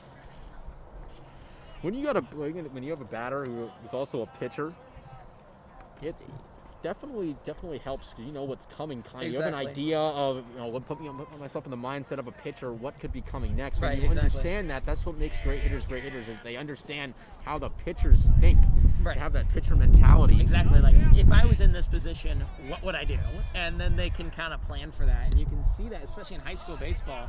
If the pitcher is a really good hitter as well, they tend to be really, really good hitters because they just know exactly, they can guess pretty accurately what's coming at them and then work with that in the pitch count.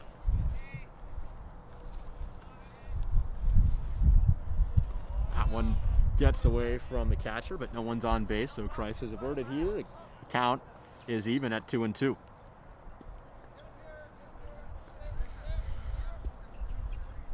So 2 balls and 1 strike. You have a you're up 1 technically with the ball and strike on the batter. So we'll see if he pitches something a little bit outside, makes him chase. He has that one foul tip just a little bit too high, but couldn't lay off of it.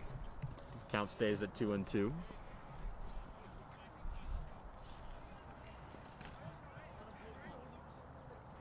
So now that one was a little bit high. See if he pounds the zone here or tries to get him swinging with a breaking ball. There's the pitch, and that one is in the dirt. Full count. Couldn't get him swinging there, and now we'll see if he attacks him with a fastball. That would be definitely aggressive, but That'd be aggressive. If he it's can the do play it, to then, go. Go ahead. Yeah, Try exactly. to blow one by him.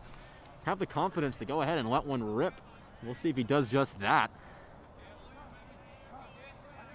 But as a batter, I mean, of course, it's dangerous to think fastball because you can swing early, but Right. it's also dangerous to not fast. think Yeah. fast enough and just let something that you'd love to hit blow by you. So it's a tough situation right now, as this one was just a little bit too low.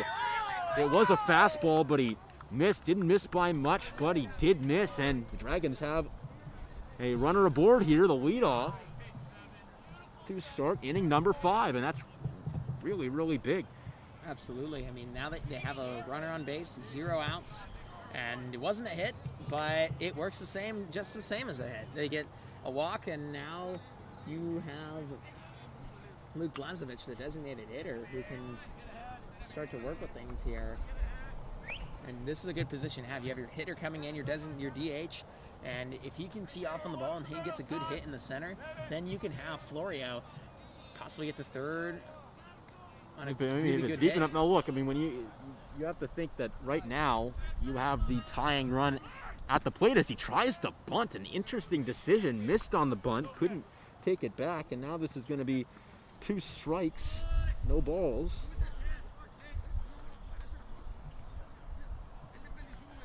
Oh, 1 strike, 1 ball. Sorry about that.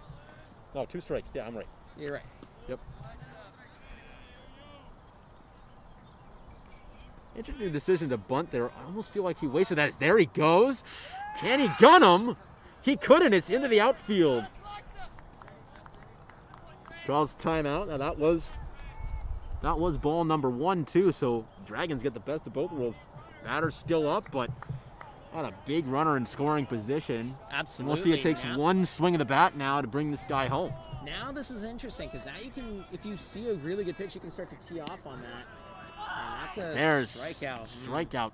That was a Yeah. good pitch, though. Good It was a breaking good pitch. ball. Looked inside, and then still curved inside, but towards the bottom.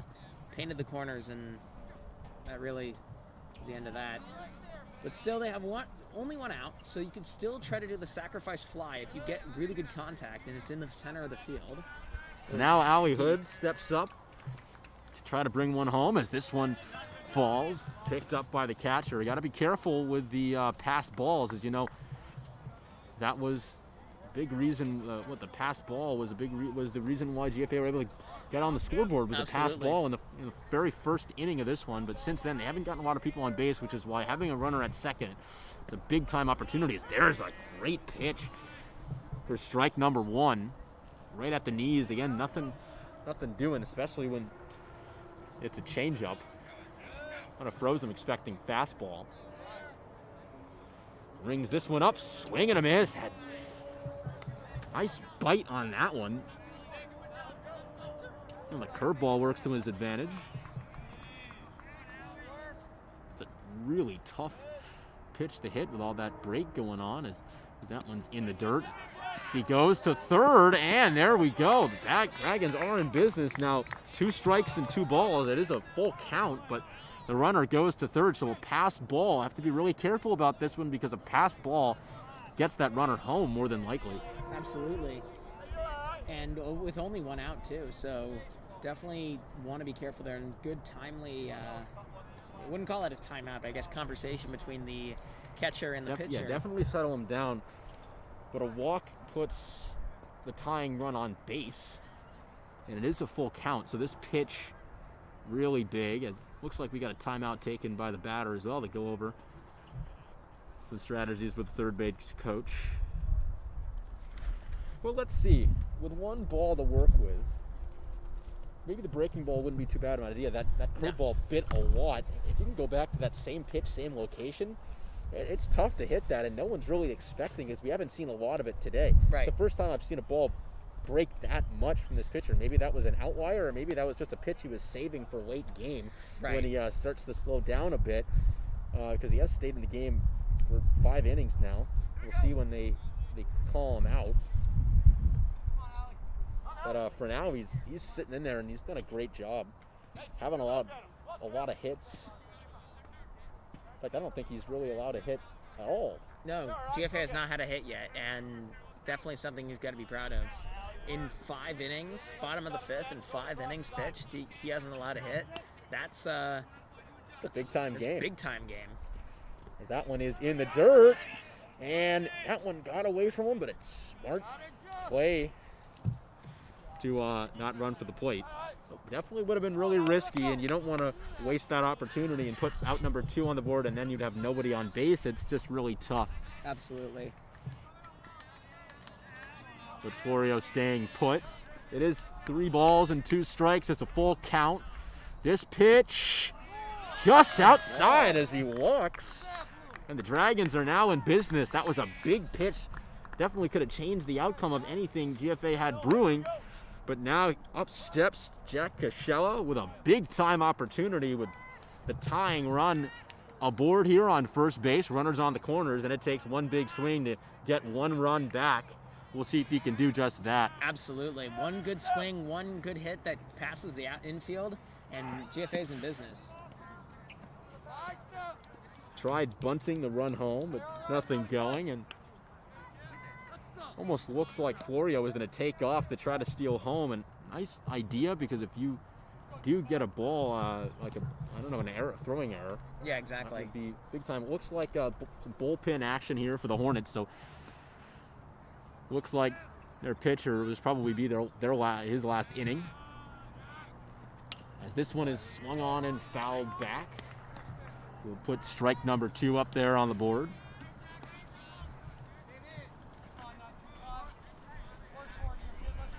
Just needs to get solid contact to bring somebody in.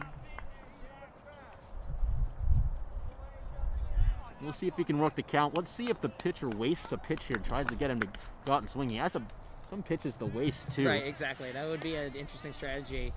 I wonder if he'll try to do a breaking ball or just. As there is foul ball. That one would have been a ball. He did reach a little bit out of the zone, but again, just trying to protect the plate. You don't want to go down looking when you have runners in scoring position. You want to swing at that ball, but again, you don't want to make a decision you'll regret, especially in this point in the game. Exactly. At this point, this is a huge point for GFA with runners on the corners, and they have the opportunity to bring this lead a little bit closer or put down the deficit. As there is strike 3. That's a pitch he probably wants to see again. That one was high up by chest level, and that's a swinging pitch for sure. Absolutely. Just let that one blow by him. I don't think he was ready for the fastball, because you have all those pitches to work with. It's a really great decision, but up steps Jason Hernandez, and this is a great opportunity for a fantastic hitter to get some runs back for his team. And we'll see if he can do just that. He struck out 2 times. As there's great contact. And outside, stopping at second, is the runner from first. And there it is. The first hit of the game comes from Hernandez after striking out 2 times.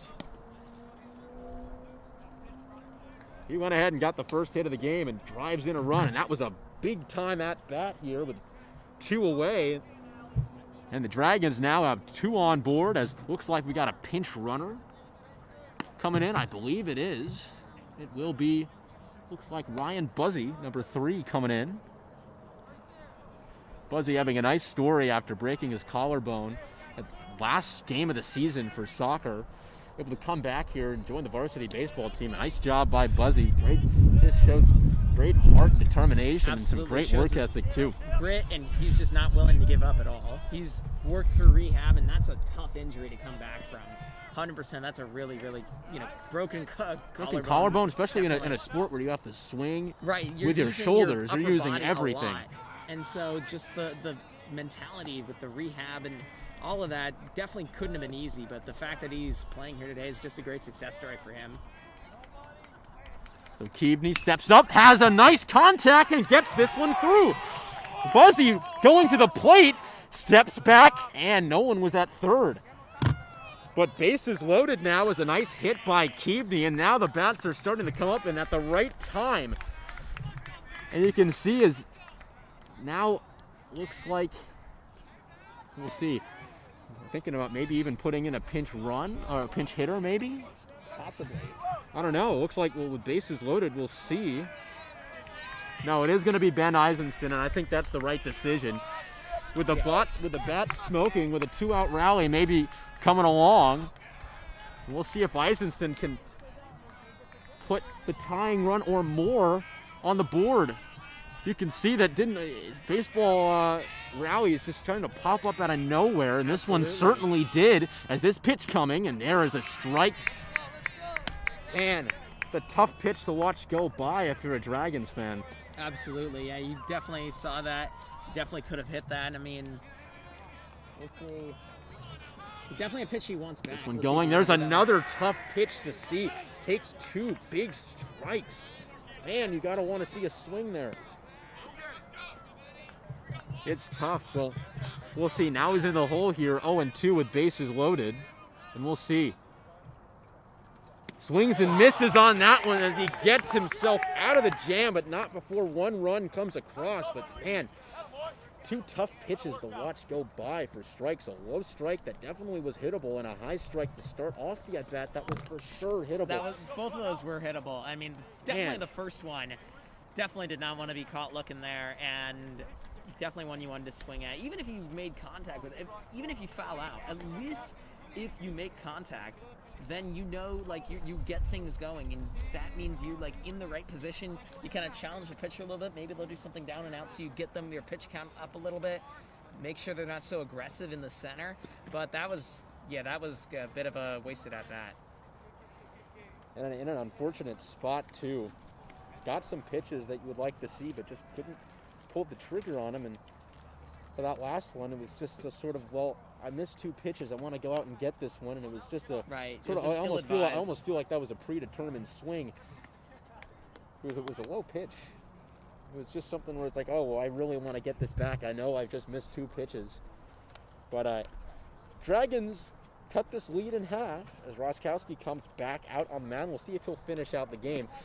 Good news for the Dragons is that they're going to see a new face on the mound. Looks like for this next outing.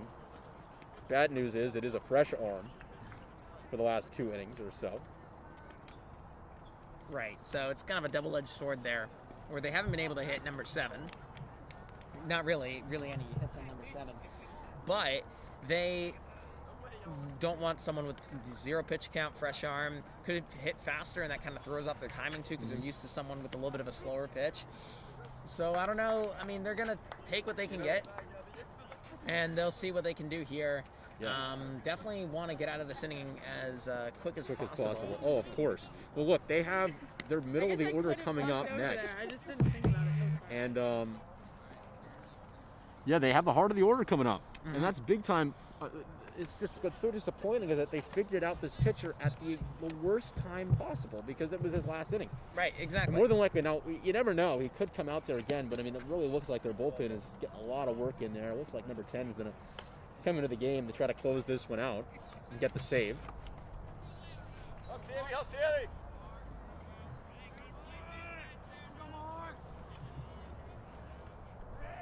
So let's see. Roskowski faces the first batter. The pitch a little bit low for ball 1.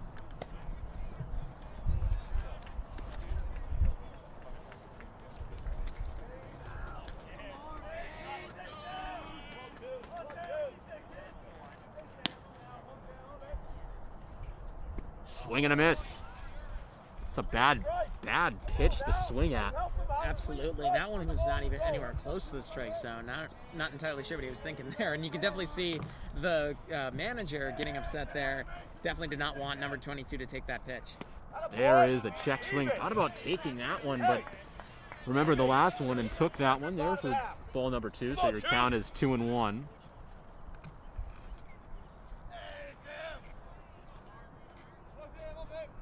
The kick and the deal.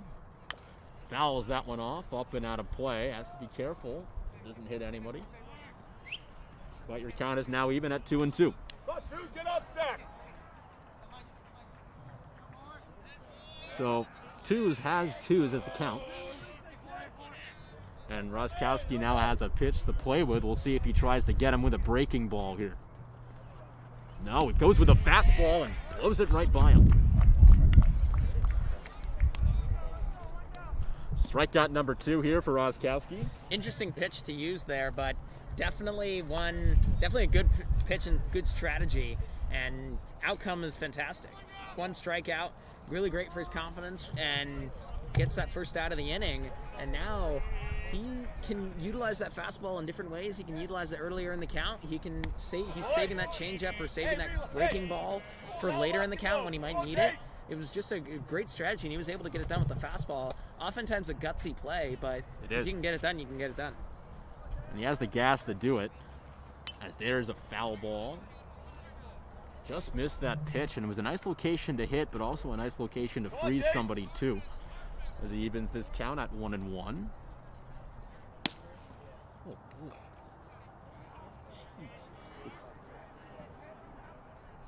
Oh boy. This one just too high. He's missed high twice this at-bat. Puts him behind 2-1. Just trying to feel out these corners here. He flings this one. That one is too low, so 3 balls and 1 strike. Now a little bit of a jam here on the mound. So let's see what he comes back with. Good hitter in there. Have some confidence. Watch it. Well, let's see if Roskowski comes back and tries to blow another one by him. This would be a good opportunity to do so, but 23's got to know that. So maybe Roskowski goes with a breaking ball. Oh, he does, and it's just too high. He missed in that location 3 times out of the 4 balls he threw. Just trying to work that high fastball, couldn't get it. And a runner aboard for the second at bat is a walk. And it looks like a pinch runner is coming into the game. Yes.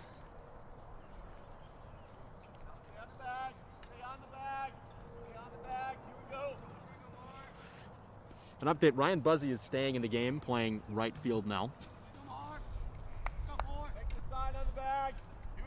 So runner aboard, but 1 out, so potential double play opportunity if Roskowski plays his cards right and gets a nice ground ball to the second baseman.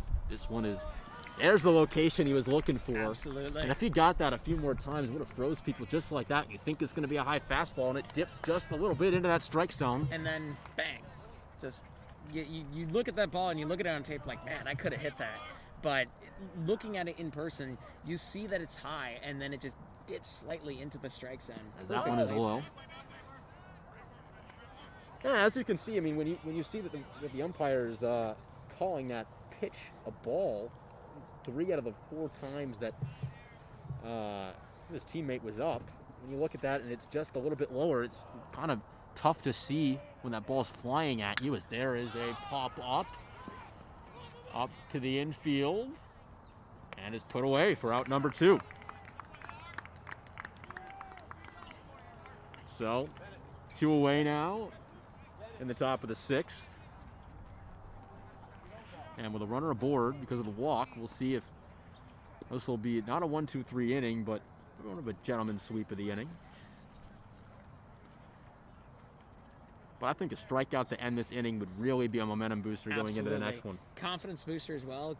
Roskowski's been pitching very well this game, and if he can strike out last batter, carry that, you wonder if he can carry that momentum into the offense, because GFA's only down by 1.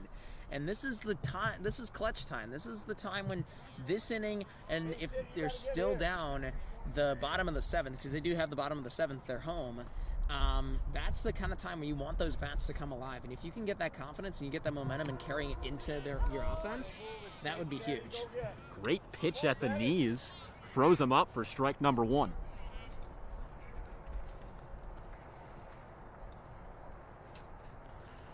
Checks the first base runner. Now set the go ahead. So no pickoff attempt here. Deals just a little bit low. Seems like he's mixing up the high-low combination. You have to think, you think they've noticed that pattern? I mean, they have to. I think they do. And I think they're going to, if he continues to do that, they're going to notice it more and they're going to act on it more towards the later stages of the game. And so maybe he's going to want to change that pattern, possibly do some more curveballs. I mean, that one was a fastball, and I think the one before it was also a fastball. So we'll see how he's going to change up that pitching lineup. And you know he loves that fastball, and he can blow people right by with that fastball. But he's also got that changeup and breaking ball in his There's arsenal. swing and a miss, strike 3, and that's the big strikeout he was looking for to end the inning. So it took 4 batters, but the inning is over, and we enter the bottom of the 6th.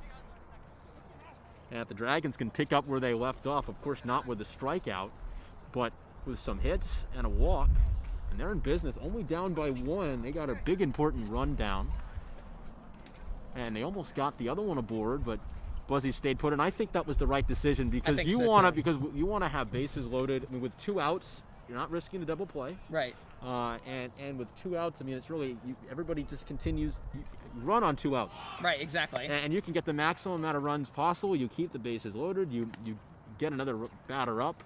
Because if you miss that play, you're thinking, well, if I didn't run, maybe he would have gotten a double. Maybe he would have gotten a triple and cleared the bases. You want to leave the door open. Right, exactly. And you don't want to have the risky play. So I agree with Buzzy's decision. That was a good decision. And I think for GFA, they're going to want to start becoming more aggressive with their hit taking because towards the end of the game, I mean, really, the cost of doing so is just less and less. And we'll see that. I think that we'll see them take more swings and maybe more strikeouts swinging, but definitely they're going to want to keep doing that. Start doing that. They're going to want to start taking those swings more. And who knows? We saw in the last one, we saw Keaveney take that swing and take a really good hit in shallow center field, and we'll see if that happens with other players for GFA as well. We will. As there's a new arm out there on the mound, number 10, who's warming up at the bullpen. It looks like he has some serious velocity, a lot more than their starter. Absolutely. We were looking here, and we just heard the crack of the ball hit the mitt. He made a stop mid-thought. Yeah. We were like, oh, man. That's my favorite sound. One of my favorite sounds in the entire world is a fastball hitting the back of a pitcher's glove. Absolutely. I mean, if you're a defensive kind of guy like I am, and I love a good pitching battle, when you hear that and you see the swing and just nothing but air that bat hits, and the ball just hits the back of the glove, and it's just such a fast fastball, and just the crack of the back of the glove. There's really no better sound than that in baseball. Yeah, boy, did I hate that sound in the World Series in the 9th inning against the Dodgers. Well, let's not talk about that. Yeah, let's breeze past that.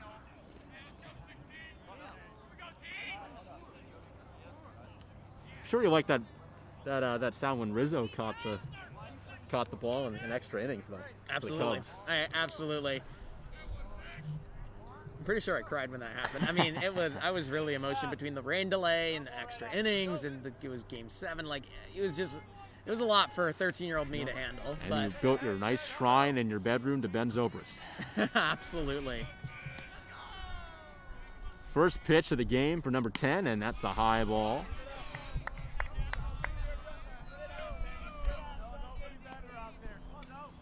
We're behind 1-0.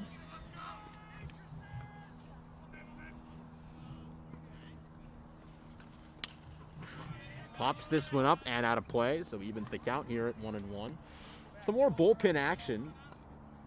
Maybe a closer coming in. There's maybe a short reliever, number 10. I'm not sure what the plan is, but some bullpen action coming up.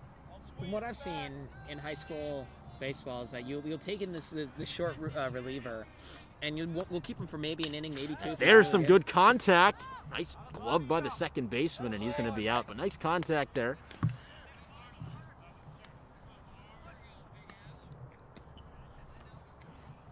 But like I was saying, with in pitching strategies for baseball, high school baseball would be you have that short reliever and you keep them in for maybe an inning, maybe two if they're doing really well, and then you bring in your closer. And your closer is usually like your second best pitcher, maybe your third best pitcher if your second's injured or just pitched the last game, and you just use them in that way just to close out the game.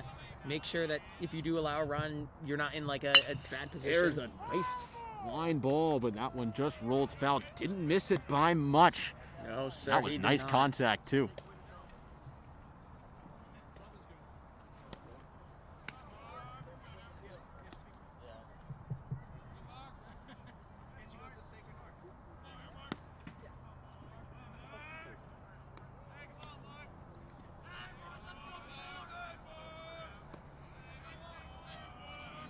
Count even at 1-1.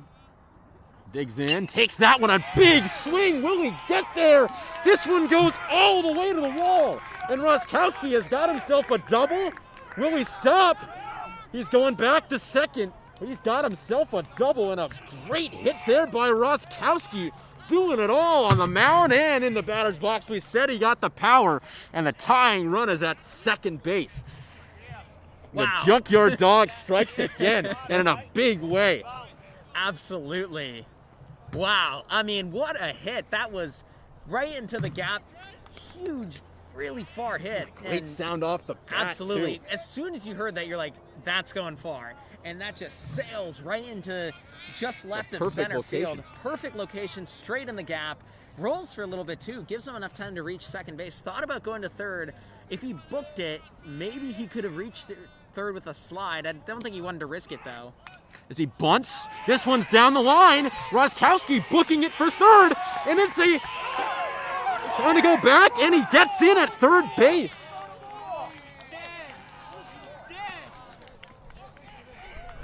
So the bunt works as Roskowski goes to third, the runner goes to first, and the Dragons now have the go-ahead run on first. A big-time bunt right down the line. Roskowski almost got hung up in a rundown, but able to dive back on the base.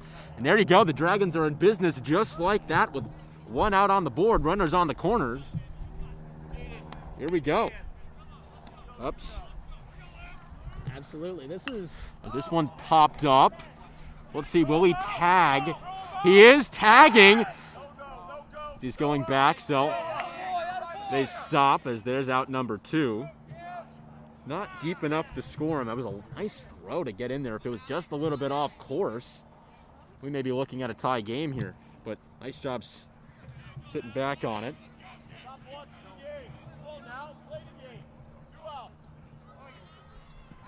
So now Allie Hood steps in a big-time opportunity with 2 outs away, but the tying run on third. It just takes a bloop single, and this game will be tied. It's a nice long lead by Roskowski. You can tell as there's the runner goes, and he goes to second. So a stolen base, a risky play pays off with a bad pitch in the dirt. So now force out to only first, and Hood is up in the count, 1-0.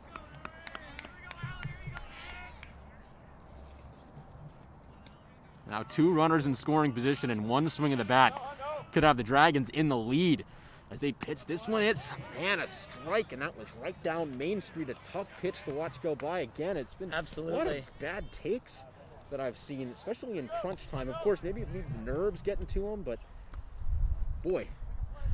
Yeah, that love to see that. That's one you want to hit. Yeah. Definitely one you want to hit, especially high. If you got some velocity on that, definitely could. That one is swung on and tipped back, and now we've got 2 strikes. They are 1 strike away from getting out of a big-time jam. Yeah, and if you're Allie Hood, you definitely don't want to strike out on this one. Anything but a strikeout. Ground out, I mean... Ground out, fly out. Anything. You don't want to go down with a strikeout in this situation, especially with 2 outs. Absolutely.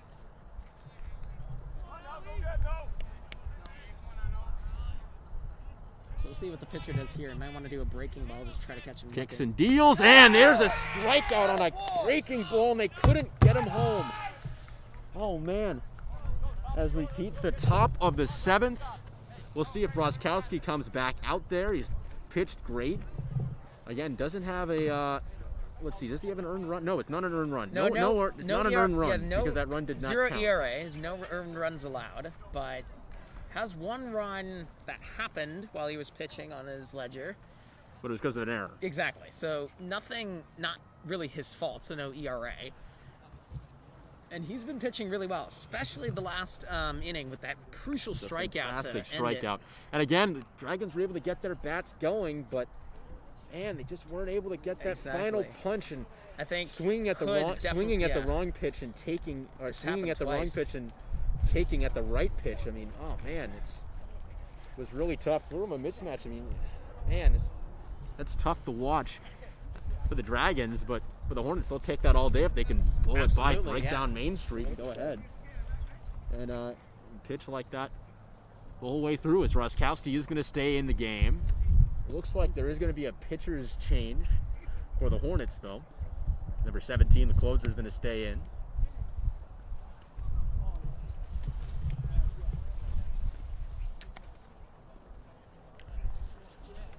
Good news for the Dragons is that we've got Jack Kashella coming up, but then the top of the order, so they've got the 9 hitter and then hitter number 1 and 2, and Hernandez has that big hit last time he was up, and Keavney also has a big hit. This was the part of the lineup that started the rally, was with Kashella. Right after Kashella, it was Hernandez with a big hit, then Keavney with a big hit, and they got that run aboard. Absolutely. So that part of the lineup seems to be working for GFA, and they'll have one more opportunity, one more crack at it. They have the bottom of the 7th. Because they're down, that they have that bottom of the 7th to go. So we'll see how they're going to deal with that, or see if they can deal with that, if they can get their bats flying. But definitely a missed opportunity in the last inning. Swinging at the wrong pitch. You had that beautiful ball just like right in the right position, curved in. Hard to see, and I don't play baseball, so I really can't criticize, but looked like he maybe wanted to swing there, and just problem with GFA has been a little bit conservative on the balls that they swing on, the balls that they take, and it's been really costly at times. Big inning to try to keep this lead to just 1, or the deficit to just 1 rather. As for the Hornets, it's a good opportunity to have some insurance runs going into the bottom of the 7th. Absolutely. See the ball in your zone. Make him come to you. Come on, Cam.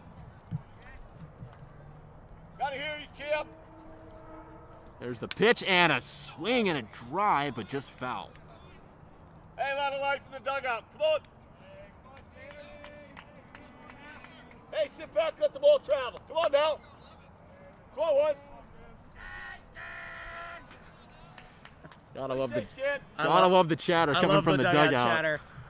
I love the dugout chatter. That's a high ball again. Especially in high school, it's fun because you have all your friends, your teammates. For sure. You just can say the wildest things. And I remember when I was managing baseball in freshman year, I just heard the craziest things coming from the team's dugouts and our team's dugout too.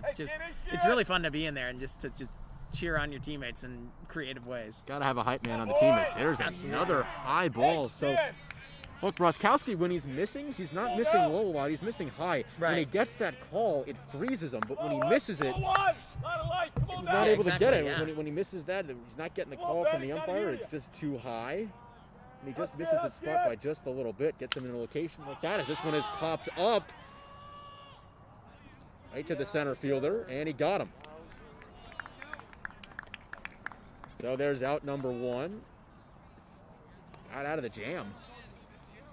Absolutely. Had three balls and 1 strike, and that was a great pitch to make him pop up and out. You have to feel as the batter, if you took that one, maybe you got a chance at going to take your base. Right, exactly. On the next pitch. That was a far ball too. That was high and dry too. That was far. And so good contact by Hamden Hall, and that's really been the story of this entire game. They've had good contact, but with Roskowski, it's just been pop-outs, fly-outs, possibly ground-outs too. I mean, he's just not. Look, he's allowed a lot of contact, but exactly. no hits so far. And right. Again, it just keeps you on the edge of your seat. But I mean, I haven't really put anything on the ground through the gap or had everything fall. It's just been a lot of pop-ups. As there's one on the ground, taken by the shortstop. No, he couldn't glove it. So are they calling that an infield hit?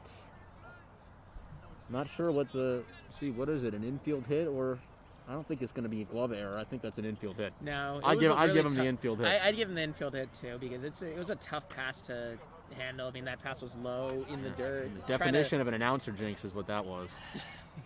Sorry, you gotta Mark. be careful with that.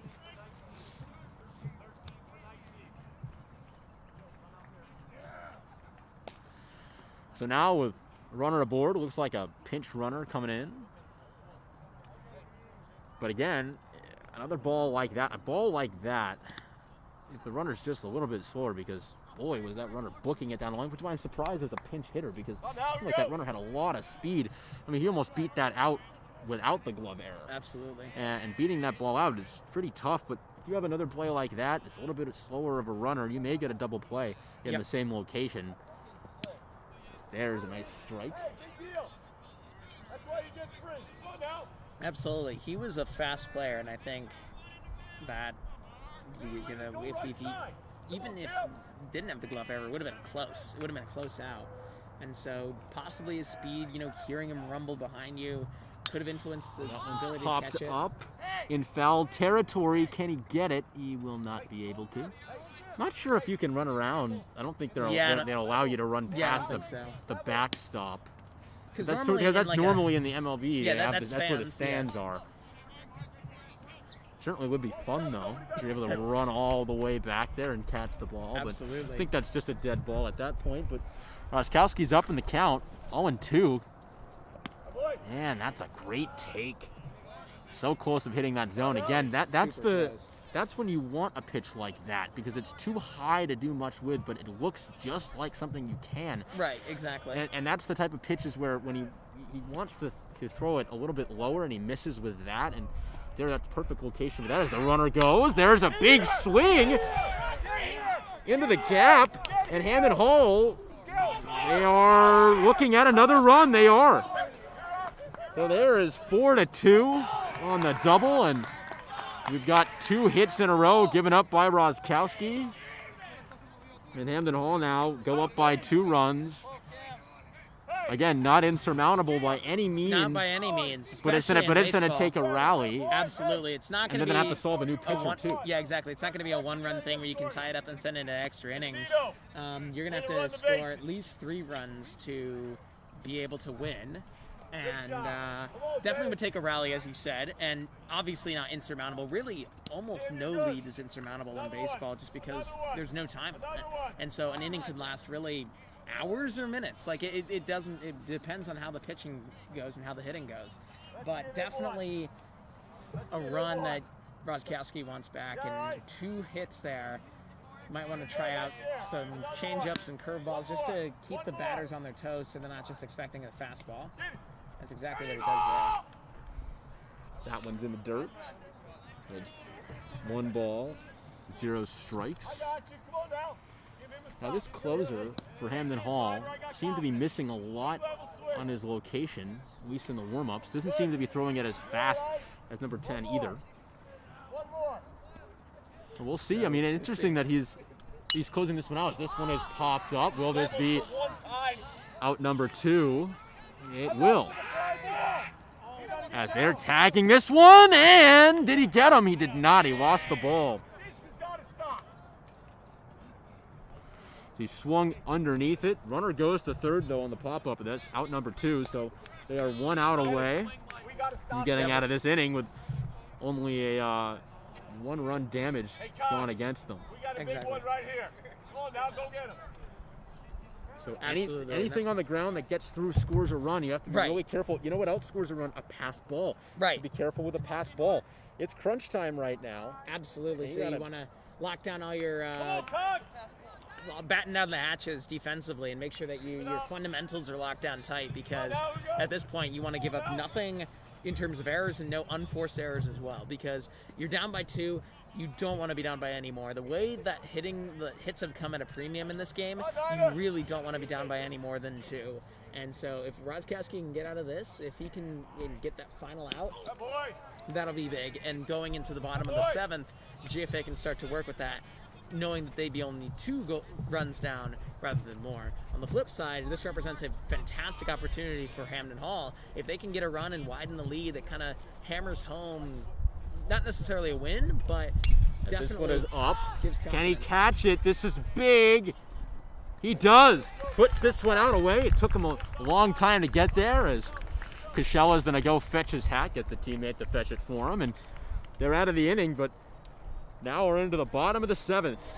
And Isaac, this is the last chance for romance. Absolutely. And this is where things get to be really, really spicy in the bottom of the 7th, and we'll see if they can get the bats rolling. They're going to need the bats to start rolling. This is their last chance. Absolutely. This is it. This is crunch time. This is the witching hour. This is definitely where you want those bats to fly and where you need those bats to fly. And so GFA had good contact in the bottom of the 6th, and they were working with it. They had good contact. They saw pitches that they liked, and they took them, but they don't want to be conservative here. There's no reason why, if you're the last batter up 2 outs down, you shouldn't go down swinging. And definitely the coach is going to say, look, at this point, if you're 2 outs, and you're still 2 runs down, or maybe just 1 run down, or maybe even tied, you definitely don't want to go down looking. You want to go down swinging if you go down, because if you are able to hit it, if you find a good pitch and you're able to hit that shot, or hit the ball, then you could be the hero of the game and drive that run home.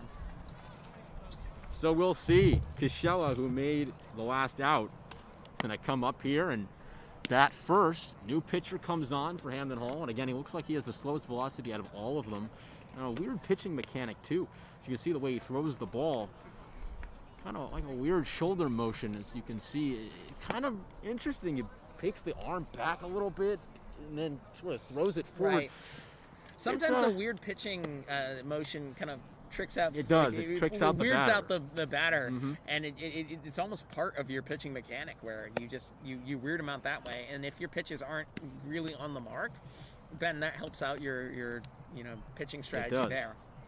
But we'll see. It's like Darren O'Day for Right. the Yankees. He's got that submarine. I mean, I don't know if I'd be able to focus on the ball when I just see a pitcher pitching a ball in a very, very cool way. Absolutely. The You just be submarine kind of and just sort of dunk up and go up. It's just slow. I don't know how his coach let him get away with that, but Right, if it works, exactly. it works. And he is on the New York Yankees. It didn't get much better than that in terms of hierarchy, although right now the Exactly. Yankees are not doing too good, much to the delight of a young Rays fan like myself.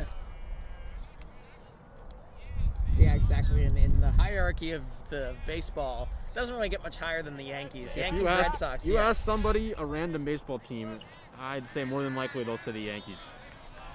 That's just the the baseball They're team. the baseball team. I believe they have the most championships, most World Series wins. Most history, really. In history, yeah. And also just a ton of history, too. Babe Ruth and I think they had Joe Joe DiMaggio. DiMaggio, Babe Ruth, and all sorts of fantastic players that have come and gone through. Don't forget New Dom York. DiMaggio from the Red Sox. Right. I mean, That's pretty cool. That's cool. You had brother in the rivalry, too. It's like having a sibling in a similar vein in the Harvard-Yale game, having a sibling at Harvard playing at Harvard and having a sibling playing at Yale. It's like that old rivalry that just kind of gets reignited every time you two play.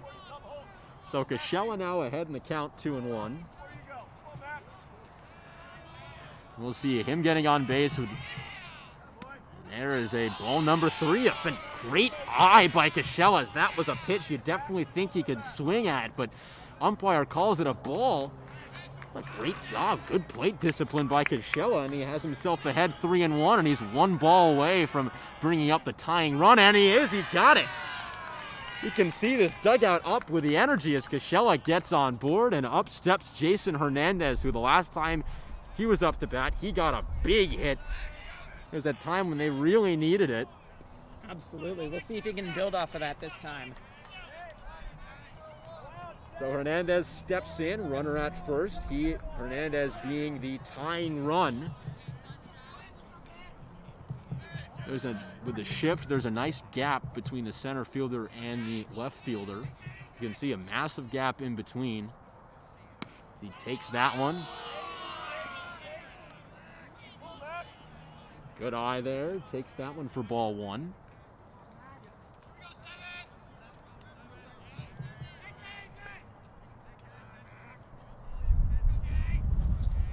Kicks and deals. Takes that one, wallops it. Will this one fall? I do not think so. No, it won't. No tag up either, but a nice contact swing. If that one fell, boy, the Dragons would have been in pretty good shape, but now up steps Andrew Keaveney with one away. So Keaveney now represents the tying run.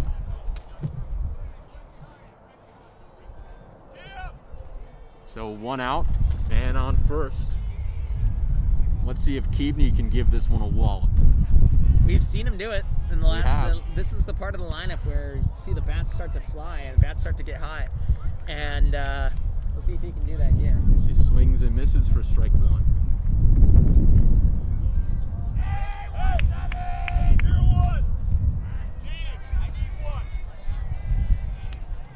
Wind's starting to pick up now, but no rain. Hopefully I'll be safe for my drive home too. Which this one, that's foul tipped, a low ball. Would have been ball one, but goes ahead for strike number two, and now he's one strike away from being one batter away of getting out of this one.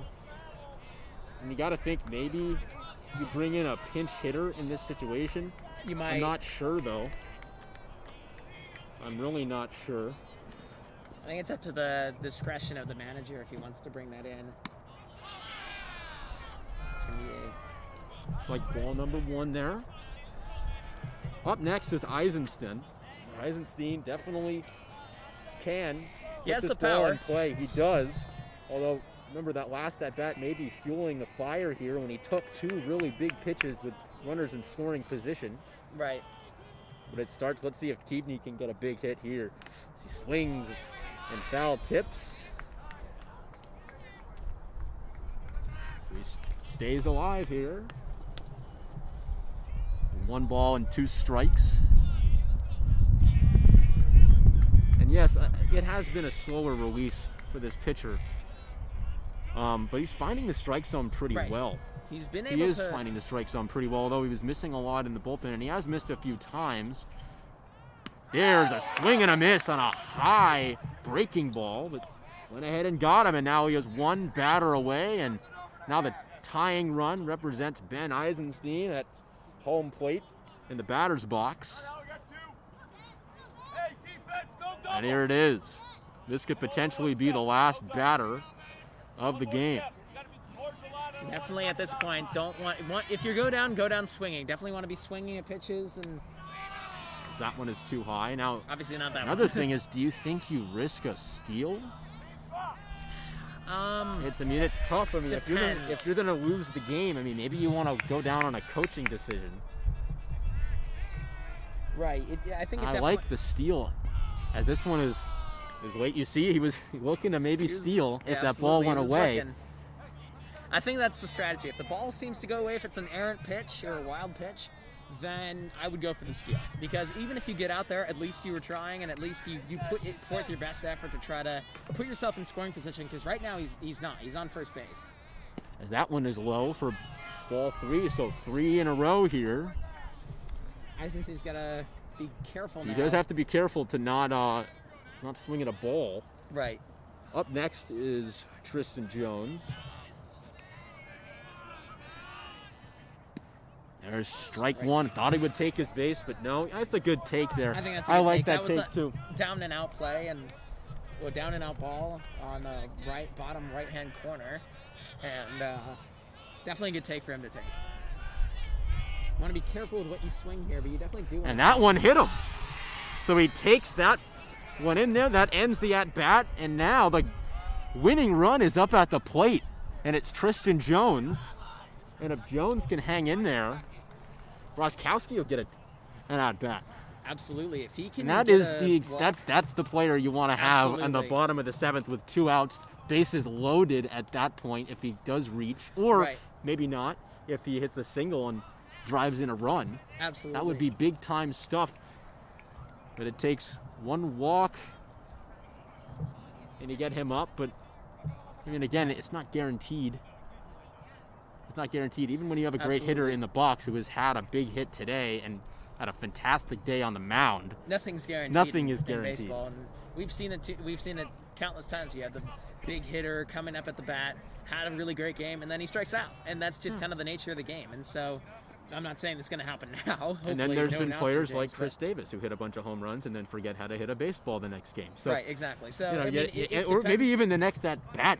It really just like depends on the it at-bat. depends on the situation. It's pressure a lot, and look, they've now changed the pitcher, and I agree with that decision because this pitcher was not having a. I mean, even though he's got the 2 outs on the board, he was just not having a good time with these batters. And I like that they're Absolutely. putting in. And this pitcher seems a lot more solid. Seems to be throwing the ball with a lot more heat.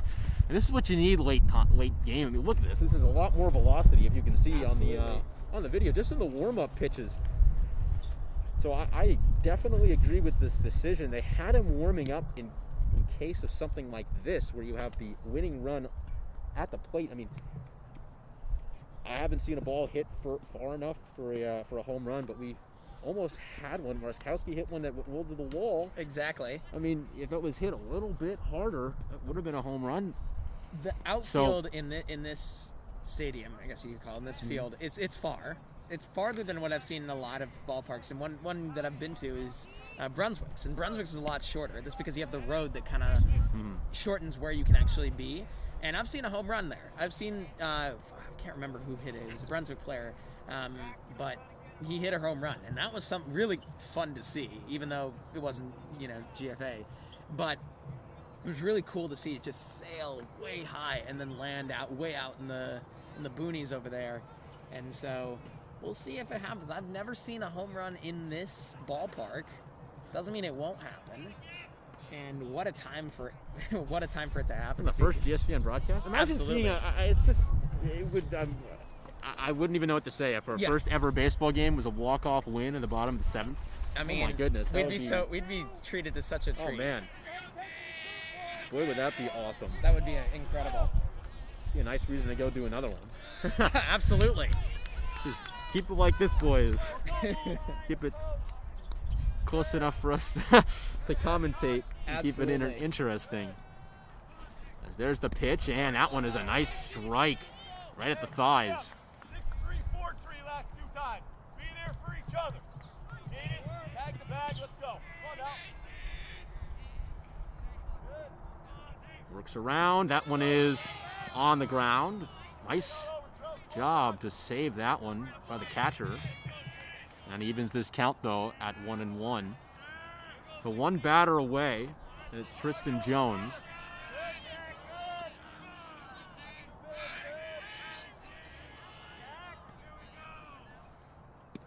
Didn't take it. Oh, man, that's a strike call, and that's an interesting strike call. I don't like that strike call. Me neither. That's a really low strike. Man.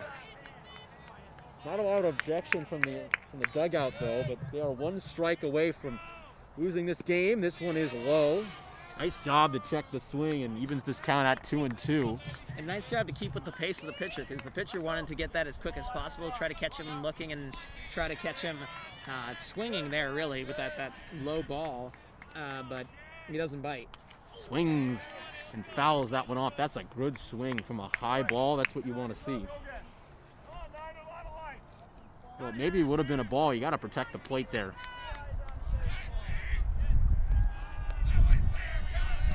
We'll see if he tries to get him to bite on a breaking ball as he throws a fastball. This one is rocketed.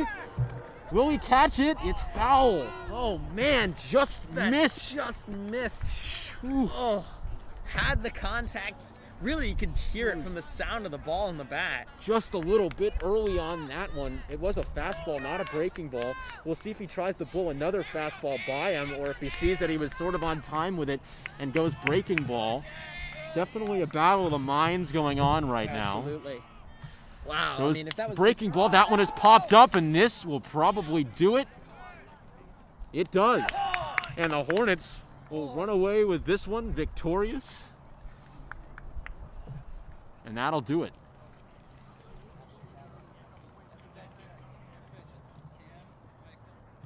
So the end score of this one, the Hornets 4, the Dragons 2. And a nice job there by number 9 to clean up the Absolutely. game. And that pitch, in my opinion, I think that pitching decision won them the game. I think so. I think that was a very good pitching decision. You had 17, and he was struggling a little bit, I think he was struggling with the velocity and had a bunch of hits come, and you had runners at second and first, but putting that pitcher in, kind of the extra closer, definitely a great coaching decision, and then does a good pitch. Had good contact on that one. If that was just a little bit to the right, what could have been, because that one was deep. Definitely would have scored a run. Maybe would have scored another one, depending on the throw. Exactly. Then you'd have Roskowski coming up. He could probably drive in something. I mean, potentially, it's definitely a good chance coming off the hot hit of his last at bat. Right. Just kind of a what could have been scenario. Absolutely, what could have been, but what is that the Hornets go ahead, they run away with this one victorious, they walk away winners, and what was a great game of baseball. And the Dragons' bats started heating up. If they had just gotten a little bit more contact on some of their balls, kept it lower, I think we may have been able to start a nice rally back there. And absolutely. The biggest thing, though, is in big situations, they missed some crucial pitches to swing at, in my opinion. There were a lot of high fastballs, and high fastballs are stuff that you can do a lot with. Absolutely, yeah. I mean, there were a lot of like you said, a lot of high fastballs that they didn't swing at, and that were called strikes. And kind of looking back at the game, you ask what could have been if you swung at that. Maybe a ground out, but maybe a hit too, and it's in such a close game as this, and one that hits were at a premium, and you had runners in scoring position and like 2 or 3 times, and they struck out that way. You wonder what could have happened if you swung at that, and that's something they're going to work on in practices going forward, is working on laying back on being more aggressive with their hits and making sure that they take smart hits. And really, that's a huge part of the game of baseball is knowing exactly when to hit and when to lay off of it. And in this instance, they laid off of the wrong ones and hit at the wrong ones, or swung at the wrong ones. So Roskowski gets the loss, as Hernandez only gave up 2 runs, and that third run was unearned, but the fourth one was.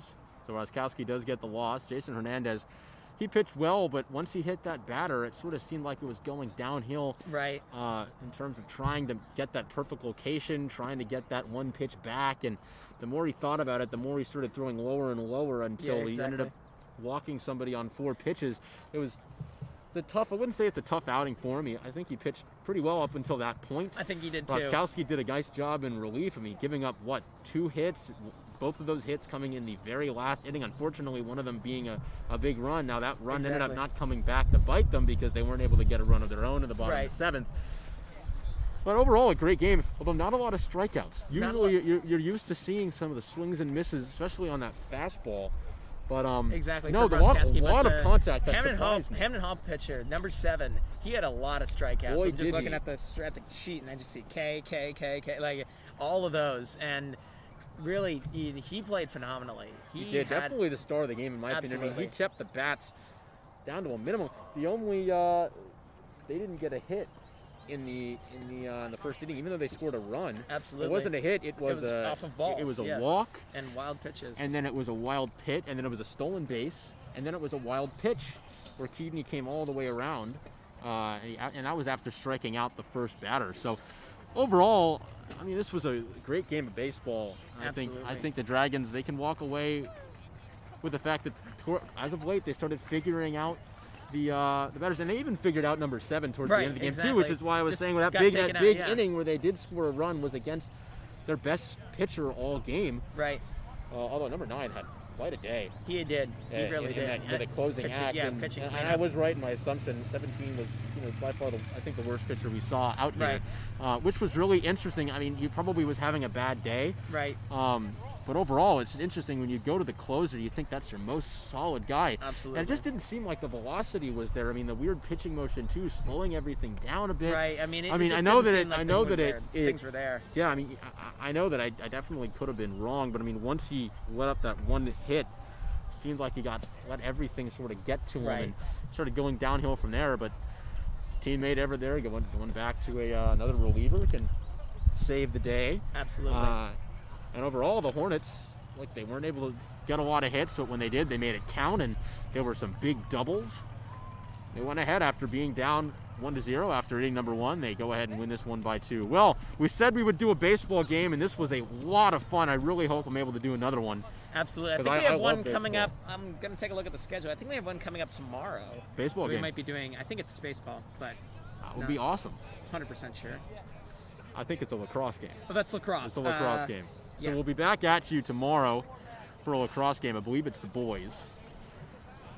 But we said we'd do a baseball game, and we did just that. And I hope this was just as fun as we advertised for all those times. Look, we kept our promise. We did it, we and did our hopefully we'll baseball be game. back for another one because, like I said, this was a lot of fun. And maybe next time the Dragons can go ahead and give us a taste of victory on Absolutely. our broadcast. But as for right now, the Hornets take this one. And we'd like to thank you all for tuning in. This has been a lot of fun. Like I said, I'm so happy I was able to share it with you guys at home and you guys who watch this after the fact. Absolutely. And so for now, we will see you tomorrow for a boys lacrosse game. But until then, this has been Charles Cullen and Isaac Moskowitz. And from everybody at the GSPN broadcast crew, we say thank you for tuning in. And we will see you next time tomorrow at 4:30 Absolutely. for a boys game. Signing off. That was really fun. That was fun. I love doing baseball.